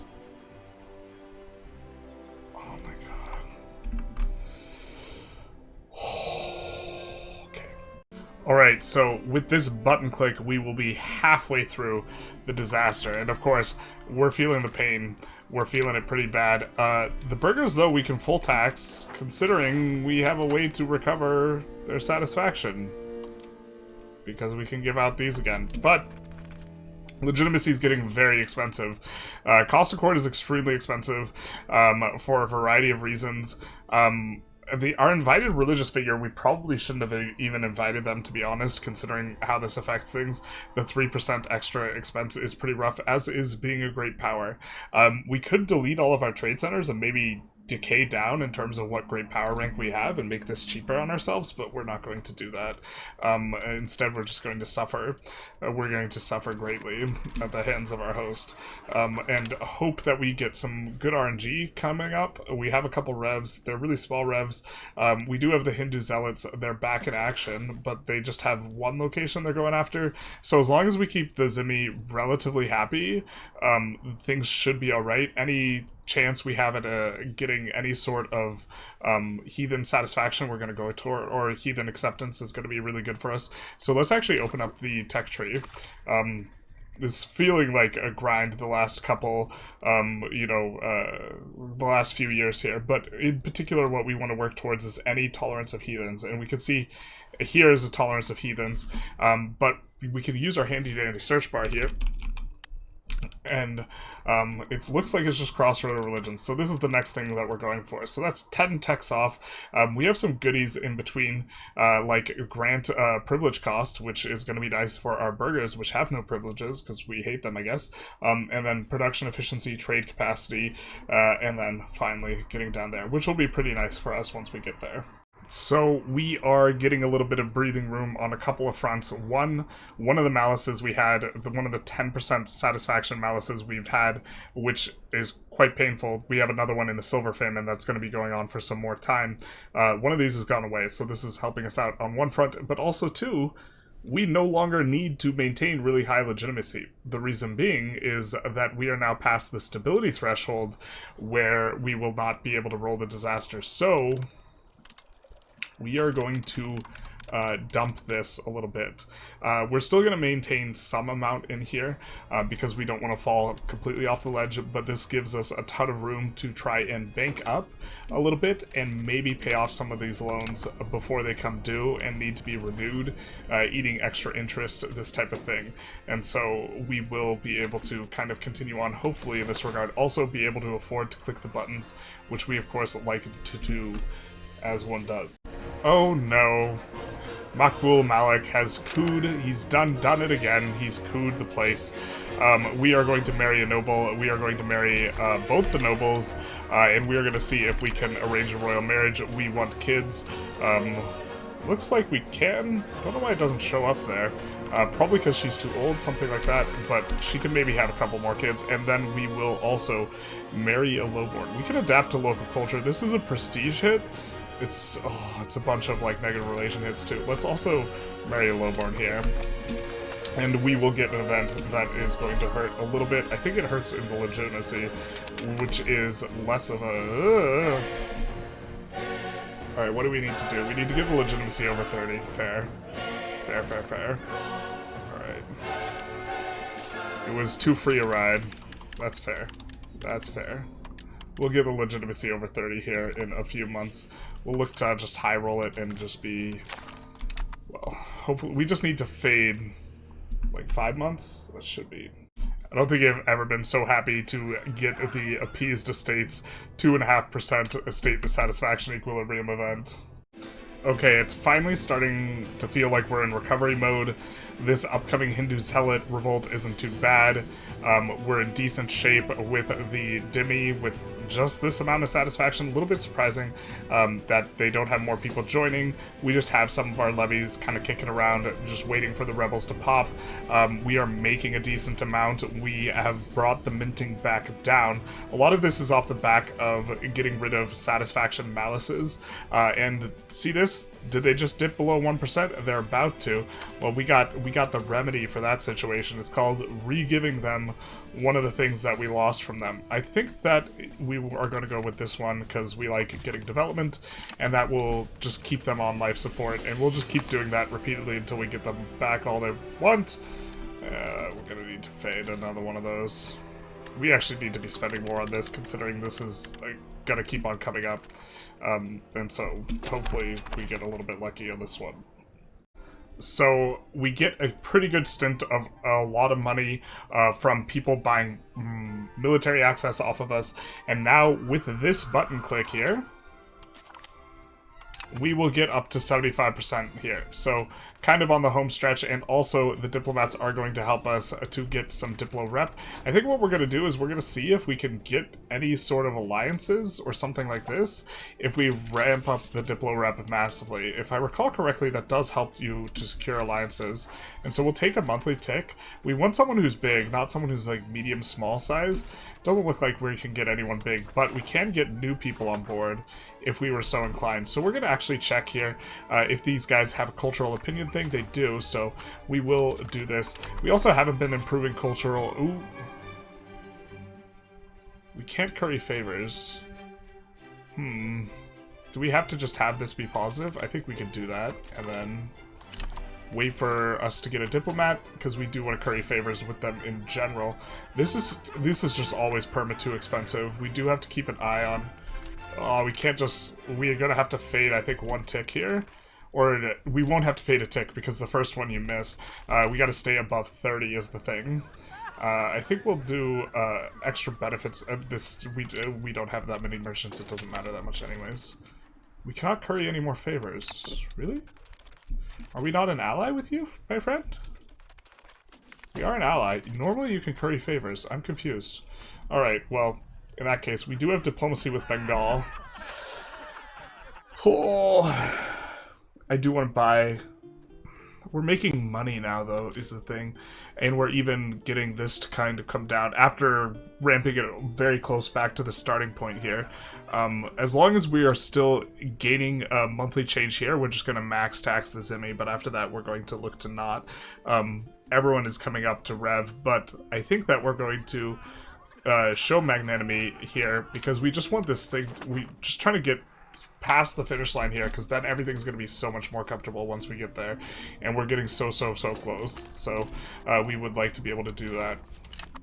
And we can strengthen neighbor relations a whole lot more here if we are continuously able to run this much Diplo. I don't think...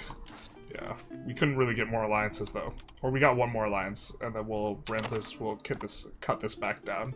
And then we'll be back to making 50 ducats, and we'll pay this off sometime in the nearest future, hopefully. Alright, guys. It's time. We have 94 support, and we can click 2 buttons. Our favorite thing to do is to click the buttons. Now, we will have to take out a couple loans. That's not a very big deal. And I kind of want to do it now rather than wait, because otherwise we're going to pop 3 revs at once, and I kind of don't feel like fighting any more revolutions. We have fought at least 24 revolutions here. I don't want any more revolutions, and so with that, we are going to appease the nobles, which does give us nobles' favor, as far as I know, still for 5 years after we click the button. And then we're going to use appoint governors, which actually just is a super insane modifier. Proximity cost minus 20%, and monthly rebel growth, stacked with the fact that we are removing the malice of getting 1 rebel growth, is going to mean all of these get stopped in their tracks. And so we should just take a month tick, and then all of these should go negative here. Couldn't do it without just 1 more, eh? Or did it not give us it on the month tick? Well, 1 more revolution, once more into the deep. And we get a bunch of things. Oh, they all pop? Brother. Brother, please. Alright, but we do get authority restored through the trials and tribulations. Our favorite 2 T's. Our great people were tested through the H's. Disasters, calamities, and an army of foreign conquerors were not enough to quell the bright light we hold within ourselves. For the friends who sought to shelter us from instability, we shall reward them. For those who sought to oppose us and steal what is ours, we will introduce them to the sword. We get 20 stab and 25 legitimacy. And we breathe a sigh of relief. Now, we have done this one before, but last time we did the Fall of the Sultanate of Delhi, it did not apply any of the satisfaction malice. So it was really easy. With that, with it correctly applying it, it is quite a little bit of a challenge, eh? I think we maybe even... I don't know. I don't think we'll get very much off the commoners. I think we'd prefer the stab investment cost and food thing rather than this, because we don't have that many Sunni commoners. Yeah. But we are out of the woods here. We still have a ton of minting, and we still have 4 revs to deal with, which is kind of obnoxious because we took loans just specifically to avoid them. But this is a-okay. We are making 100 ducats now, and things are going to be really, really nice for this. We're just going to split into 4 armies, and we have been doing this a ton, by the way. So if you've never clicked the buttons to do the things to just do focus siege, carpet siege, this type of thing, we are just setting them off so that we don't have to do the clicking, because our armies are more than big enough to be able to handle them, and so this really does make things a lot easier for us to be able to just do this, and then they will figure out how to do it. And then we'll put the big guy on hunt armies, and that will be good enough for us to be able to handle all this. So, with... is there a way to select all? I don't think there's a way to select all, and I really wish there was, but yeah, we want him to go for all the things. I think this is probably good enough, actually. He'll find them if they're kind of moping about. And so we will go focus on offensive, and we will start putting down these revolts and have a nice, clean kingdom. So in regard to building up, I don't want to focus on this too much because we do this in other videos where we kind of talk about the opener, and effectively this is like a normal country opener because we haven't done all the spending, so we have a lot of the really profitable opportunities. We lack the infrastructure. It just really looks very similar. Something I think worth noting is now we're making a ton off of our subjects because they lost the double disloyalty malice, and so now they are paying us a whole bunch of money. But yeah, we're going to look for really profitable opportunities. Fine cloth is generally going to be one of these where, you know, you're making a lot of money, you're adding a lot to the tax base. Resources or RGOs that are also really profitable. We're going to look to improve infrastructure. We're going to look to collapse prices, you know, stuff like building the lumber, build trade, especially on the outskirts in urban areas to make use of the promotion speed and also pick up the economy. Go for the valuable resources like silver, but also make sure that we have infrastructure there, like building a bailiff, which is allowing us to finally establish control over this area, so we will contribute to the tax base. Really, we're going to pop off very quick from here because we haven't used any of our opportunities really for profitable buildings, and had we done that earlier, we would have not been able to really get the returns we would have liked because we can't really tax as much as we would have liked, but now we can. We're just gonna have to eat the minting costs as well, but that's just kind of what it is.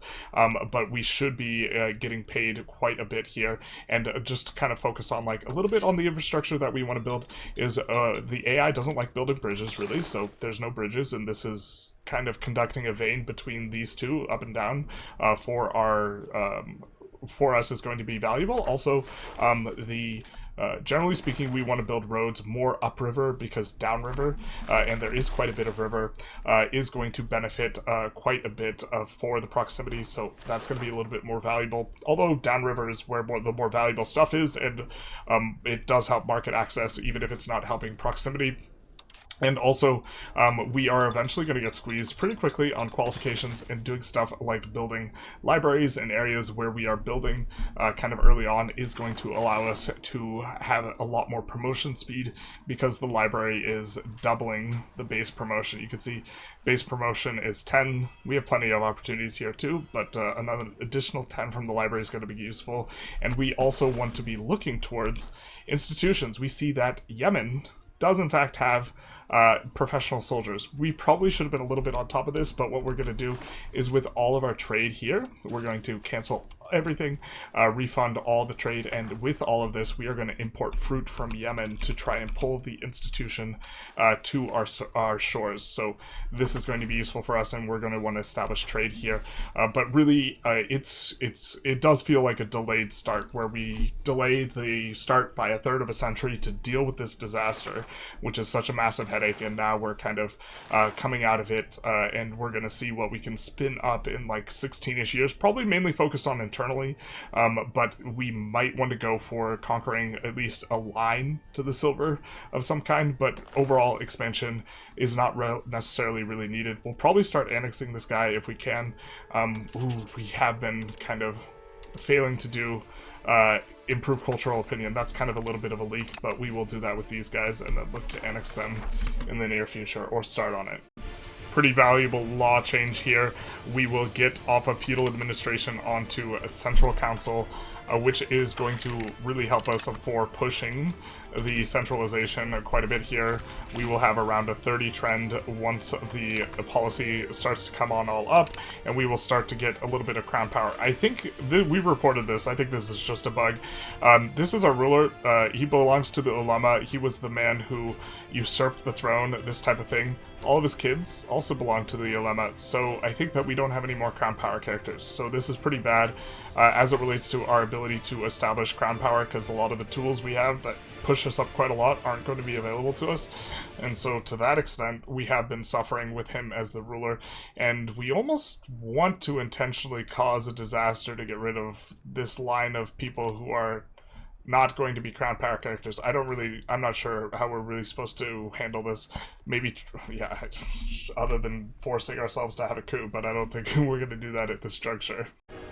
I do believe this is also a bug, since my understanding is betrayal is a tale of as old a time. At the first sign of trouble, etc., instability. We're behind all that, or we weren't behind it, or maybe we were behind it, but it's behind us. I'm pretty sure you're only supposed to fire these in the Fall of Delhi, but I guess we're gonna fire it now. We're just gonna let our subjects have at him, and they're gonna eat him alive, I assume, unless, yes, they all become disloyal because now they have mobilized armies, and so they have this malice. So, this is going to incentivize us to actually stay peaceful, which is kind of an interesting mechanic, but I don't think it's working as designed. So, just like apocalyptically bad, because it's not counting the levies when they're not raised, and then as soon as the levies are raised, it's like, wow, they have way more troops than you, which to be fair, they do, because Bengal is absolutely huge and caked up, but we're trying not to talk about that. We're trying not to focus on it. We're trying not to be jealous of the fact that he has 150,000 levies and we only have like 70,000. Terrible. And so this is going to be, we're going to full annex these guys, I think, because we need this in order to get our institutions in a timely fashion. So I hate that Grand Independence is down there, but I think that we have to go for... Do we not get a thing? Okay, so... We can grab a whole bunch of things from him. It's gonna cost... Is this gonna cost a lot of infamy? What does a full annex look like for us? We don't necessarily have to full annex them, but we do have to grab the, we do have to grab some things. So I think that we're gonna look to grab mostly coastal stuff, like all the coastal stuff, and then leave everything else to him. That way, if we want to do something that has to do with the coast, we can. One of these is a pepper province, so that's going to work out for us. And then also, we don't accrue too much infamy. If we do the slider and we do the thing where we do the thing, and we go diplomatic endeavors, we will pay a little bit less on the infamy front. But I think that this is what we'll go for, and then we'll keep him as a subject that we'll eventually annex, and we'll go, of course, for the punishing amount of war reps in this thing. We don't have the full annex, unfortunately. I think we would have the full annex from him in terms of the war goal or resolution of this type of thing, or thing that you want to take, except for we're no longer in the Fall of Delhi situation. We had that available when when Malwa went away, but we don't have it here. Curious. So that will be very quick for us, and then we will head on back, and we will continue. Since we bricked all of our trade, we do need to... we lost like all the trade centers, that's fine. Well, actually, we'll just build a lot of trade centers. We have 1.3k, and then this is to pull the institution, so... Can we build... How many of these can we build? So something like that, and then we will just have them literally 100% of them will import fruit from Yemen. So we are going to do a little bit of research back to age 1 to get the institution growth into the Diplo cap. We will be coming back here again before the age is over, and then we also wanted to get another little bit of institution growth, which is going to help us out quite a bit. We will go for this relatively early because we are going to be getting into that pretty quickly, and then this will help a little bit with dev growth because that's what Literacy of Burghers gives. We will hold off on some of that other stuff in there, even though it's good, and go for the monthly research progress into this. We're not going for the monthly research progress as soon as possible because I think that we might end up idling some research because we will be a little bit late to get institutions. I'm not 100% sure, but if so, then it means you kind of end up, the extra research you get, you're not affected by getting it early, is effectively deleted if you end up having to idle the research. And then happy to get estate satisfaction equilibrium here, and then trade efficiency is going to be nice, as is Yeah, no, just that. I do think that there is, yeah, some prosperity recovery here, which is something that's going to be a little bit nice for us. So that's what we will be researching here at this juncture. Nothing too crazy over here, although there are good military buffs. We actually have quite a bit of research to get done still, so maybe we won't end up idling the research, but we're looking in pretty good shape here. So we get another one of these separatist-y movement things. I think that maybe it's the case that if once you finish the fall of Delhi, all the ones that didn't fire just fire anyway, which is kind of annoying because I'm pretty sure they're just supposed to go away, but we can't raise levies. I think it's because we just raised and just dismissed some levies, and so we don't really have much going on, except for... Most of them actually are in Central Doha, but I'm not entirely sure why we can't raise levies from these other locations here. It might be that we can't re-raise after putting down so quickly, but our subjects will jump on him, and by jump on him, I mean Malwa will, because the other ones are going to quickly become disloyal. But we do have Orissa and a couple allies helping, so we won't have to get involved here, but we are going to be faced with the choice of, do we annex this guy or do we subjugate him or this type of thing, which is a little bit frustrating to be having. Yeah, regarding the levies, it was that we can't re-raise them after dismissing them so shortly before, so we will bring up some levies so that we can handle this guy a little bit more ourselves. We also have a peace deal in mind where we are going to just grab all of our cores, and that will be fine enough for us. Also fortunate that for some reason we had a new Sultan rise up. I don't know exactly why that was. But he replaced the other guy, so now we have a crown power character, so that's fantastic for us. A little bit institution growth is going to go a long way for us. We take this guy out, it should be pretty quick, but what we're planning on going for is, I guess we don't need to milk him dry for the money. We will do the thing where we increase or decrease the amount, or we already have Diplo spending on max, that's fine enough. We will get a little bit of antagonism, but this is okay. We will annex a couple of these territories, and we will leave him as a subject that we will look to annex. Hopefully, yeah, it preserves our integration status, but we did want to go for some of the areas we have cored up. It would have been better if this were to fire, like, handling this would have made it easier for us to handle the situation that we were in, the fall of Delhi, because when these guys were supporting our claim, or these guys would have supported our claim, and they also would have overall increased our crown power by removing areas that are low control and this type of stuff, and now we have to annex them again, which is like kind of what we were getting paid to avoid, or like that was one of the payoffs for not just releasing them as a subject, is not having to annex them. So now that we have to do that anyways, it's a little bit feels a little bit wasted. We probably could have just released them as a subject at the start, like we did with the other ones in the south, which this was a concession. We're like, oh, we don't want to deal with Bahmani, but this is yeah, I don't know, this is maybe not ideal, this type of thing. I think we can pay a lot less for the Diplo here, though. And we will marry our ruler and make sure that we start producing kids. But for whatever reason, we now have a crown power character, so that is going to be nice. We're going to marry a noble if we have a young one, a royal marriage if we can find one, and then a lowborn if we can't. We just want at least 2 people out there producing, and then we'll put him in charge of the army. So that we will get a little bit of crown power. So this is going to be nice, because if we take this, and then we will get to see the good old 11 to something much better. Jurisprudence for legitimacy, or more legitimacy. We're not really pushing jurisprudence that hard. I guess we could start. And then, yeah, you could see that's a huge come up from 11% to 17%. That makes such a big difference because it's going to really, really affect the malice that we're getting on tax efficiency, making it significantly less. So it's a pretty big deal if that guy gets bricked. So happy that whatever happened, happened. So we have a bit of an interesting war here. We declared it. We thought it was a little bit close on the predictor. It was on Kashmir. We're just looking to clean up some of these small guys, and then we didn't realize the reason why it was so close was the younger brother of Bengal Malibum, which has like 60,000 levies, which is more levies than we have. So we're now in a little bit of an awkward spot where we have to somehow get them out of the war. Otherwise, we're going to probably lose the war. We can see that their 31k is going in on Malwa. We're going to try and thread the needle and just avoid them and get to their capital. Because their capital does not have a fort, and even if it had a fort, this is probably a reasonable strategy just to rush it down as quickly as possible. But it's secret agent time, and it looks like we're just sneaking through. No, maybe not.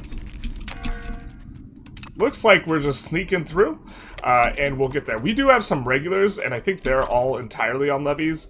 Yeah, they clipped our wings over here, but we should have been moving that guy around a little bit more tentatively. But we're just gonna zoom past. We're past all the armies, and so we are going to just siege them down as quickly as possible to get them out of the war as quickly as possible. So we'll just split this guy up. We will look around. We see that there's 2 other units, so we'll split this guy up again, or 2 other provinces. So we're just looking at the provinces. We're looking for the flags. Flags denote a province. We're looking to get it down as quickly as possible. We see another flag here, so we'll split this guy as well, and then move this guy here. We're making sure everyone's moving. We do like to move it, and so this place should get sieged down extremely quickly, and then we'll link everyone up and be able to get them out. Ooh, looks like they do have 1 fort.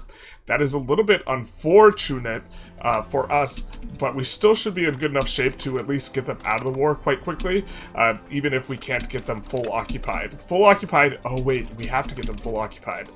This is fine though, because we'll just come in here and we will force siege it down. Just double checking this 3k stack we don't want to lose randomly, but kind of an interesting spot where base racing makes a bunch of sense here. We will just link these guys up and then we will have them assault.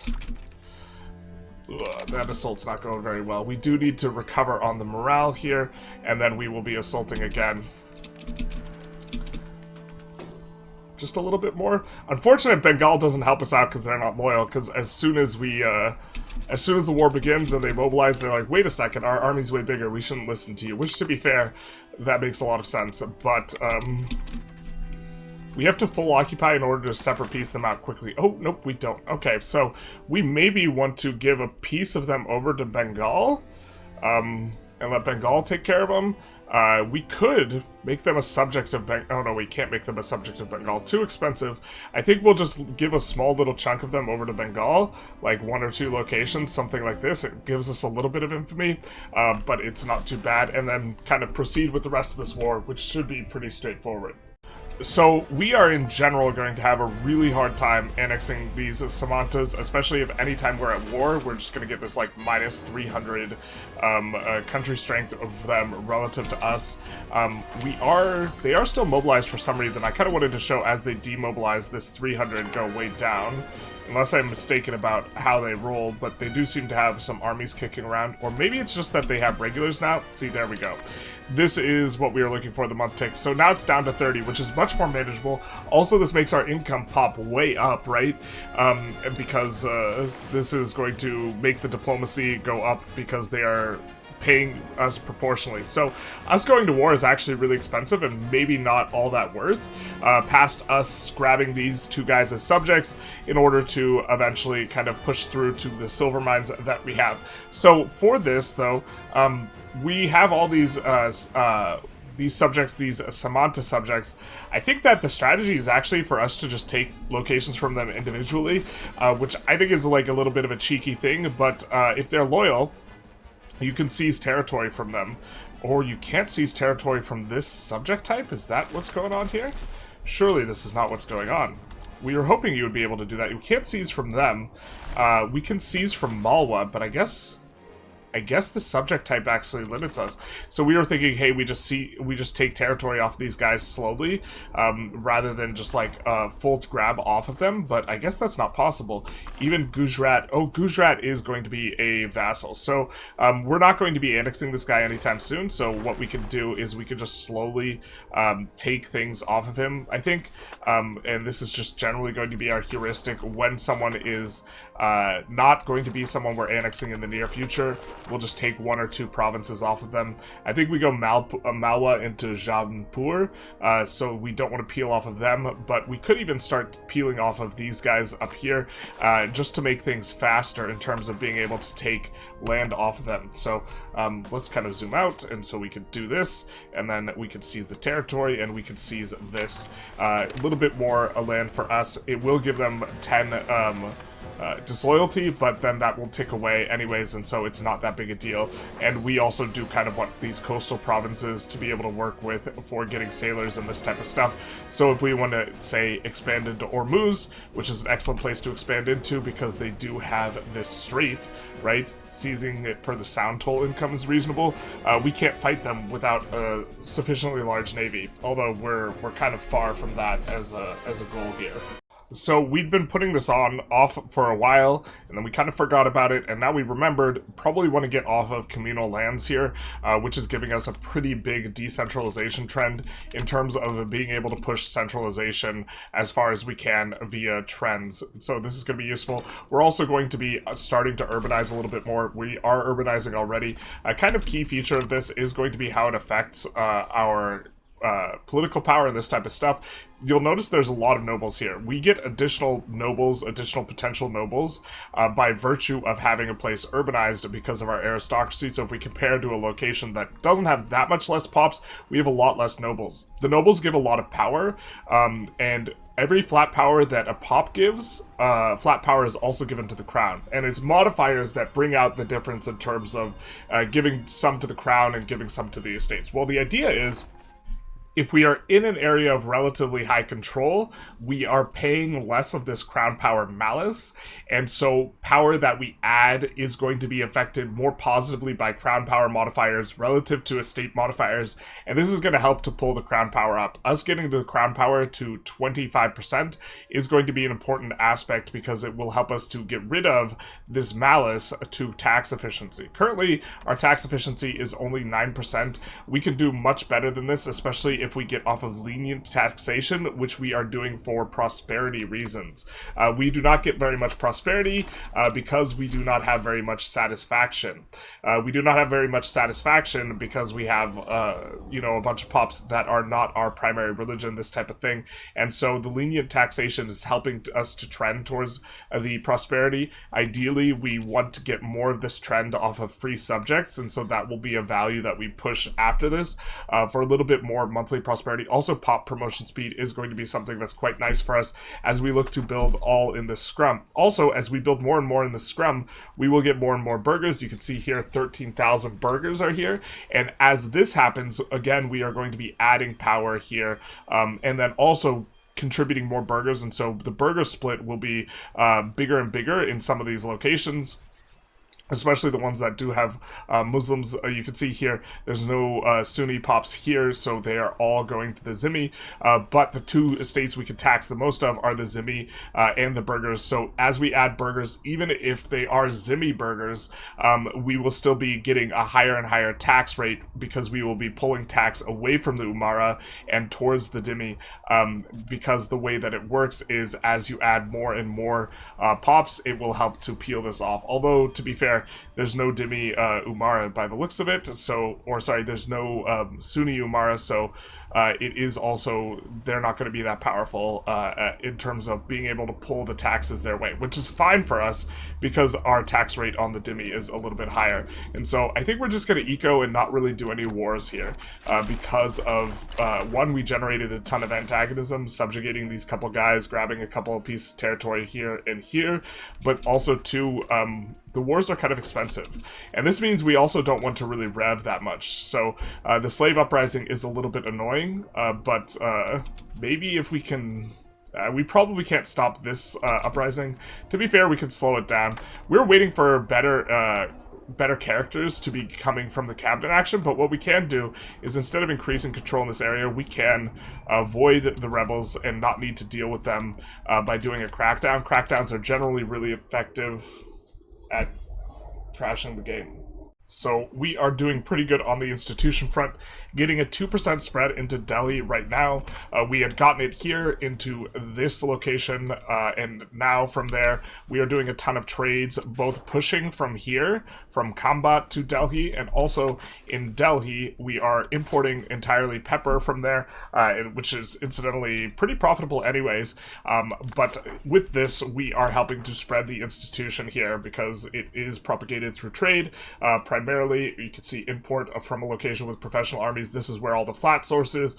We have a bunch of things contributing to a percentage score, and so we will get professional armies here. And incidentally, the fact that we lost Janpur is actually going to be good or better from the perspective of being able to embrace institutions faster. I don't think we're in too much of danger of having to actually idle research. I know earlier I was suggesting that this might be something that we have to deal with, but with Janpur kind of out of the way, we really don't have that many locations that are going to, once the institution arrives in Delhi, we don't have too many locations that are going to be high pop, that are far away from kind of our center here, and also what we have down here, and so it should be fairly easy for us to get 20% to embrace professional armies.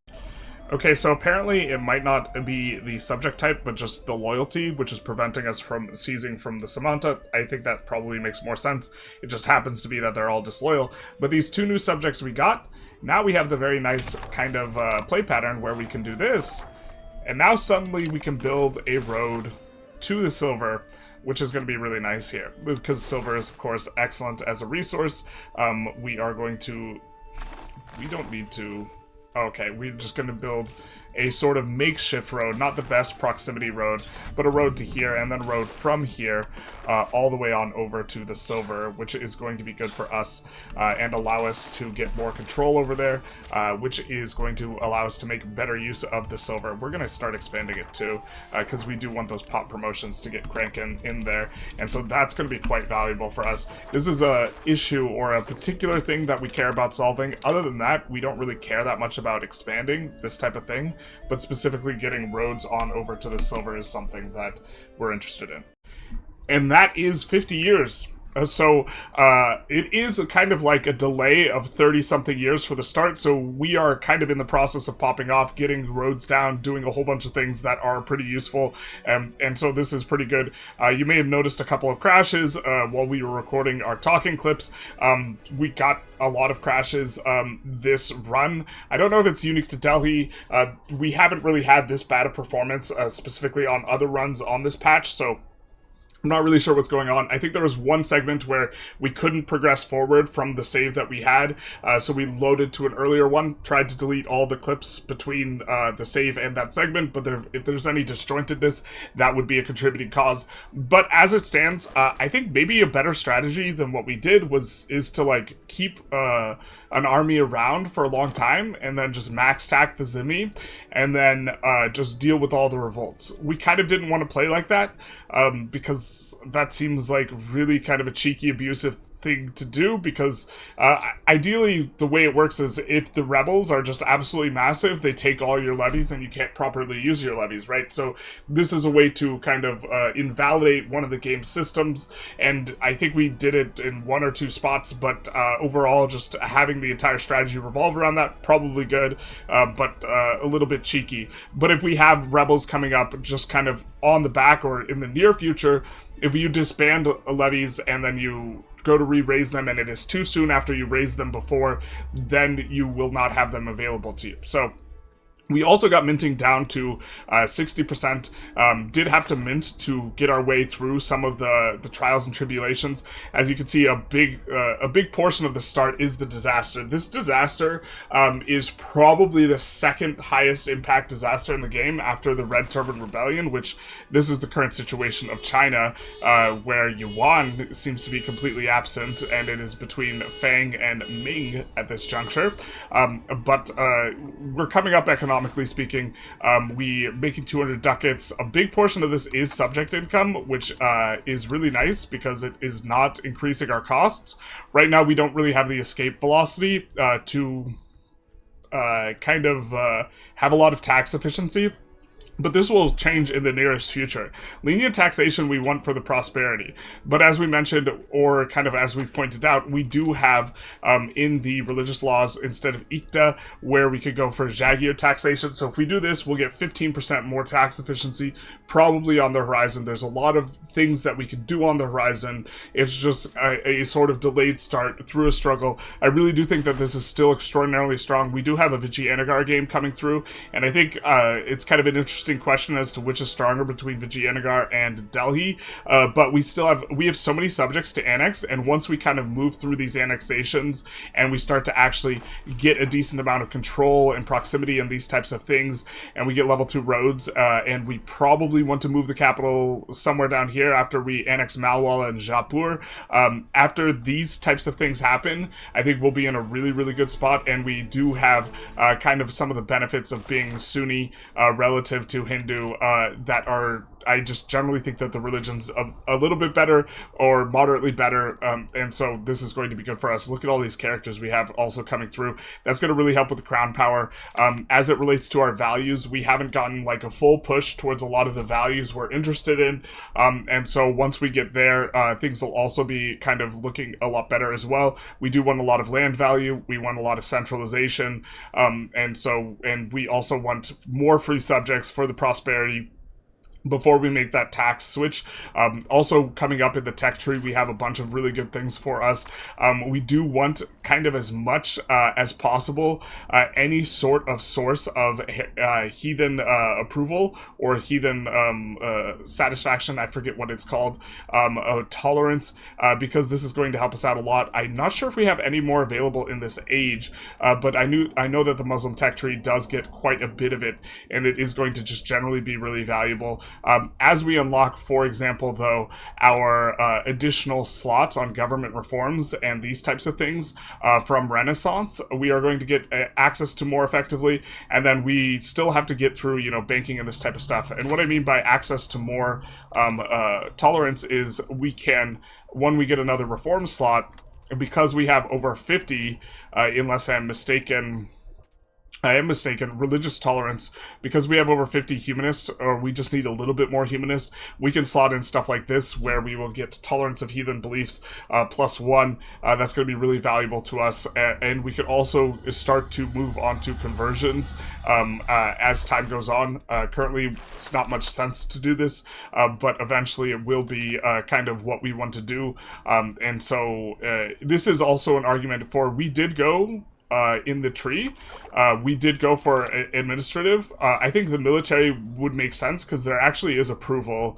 +1 or +1 tolerance in the tree, which is going to be quite valuable, but instead we went administrative on our ideas, and so military would have made a lot of sense too for just specifically that level of tolerance, but these are kind of things that are going to be coming through in the nearest future. Our institutions relatively secure considering Delhi already has professional armies, and we're just kind of waiting for banking to find its way down to either Yemen or Mecca, both of which we can range, but yeah, doesn't even have professional armies yet. Has banking sometimes when there's a little bit more trade going on. I wonder if we dumped a bunch of money to Mecca, if that actually would be an effective strategy. It's kind of curious to think.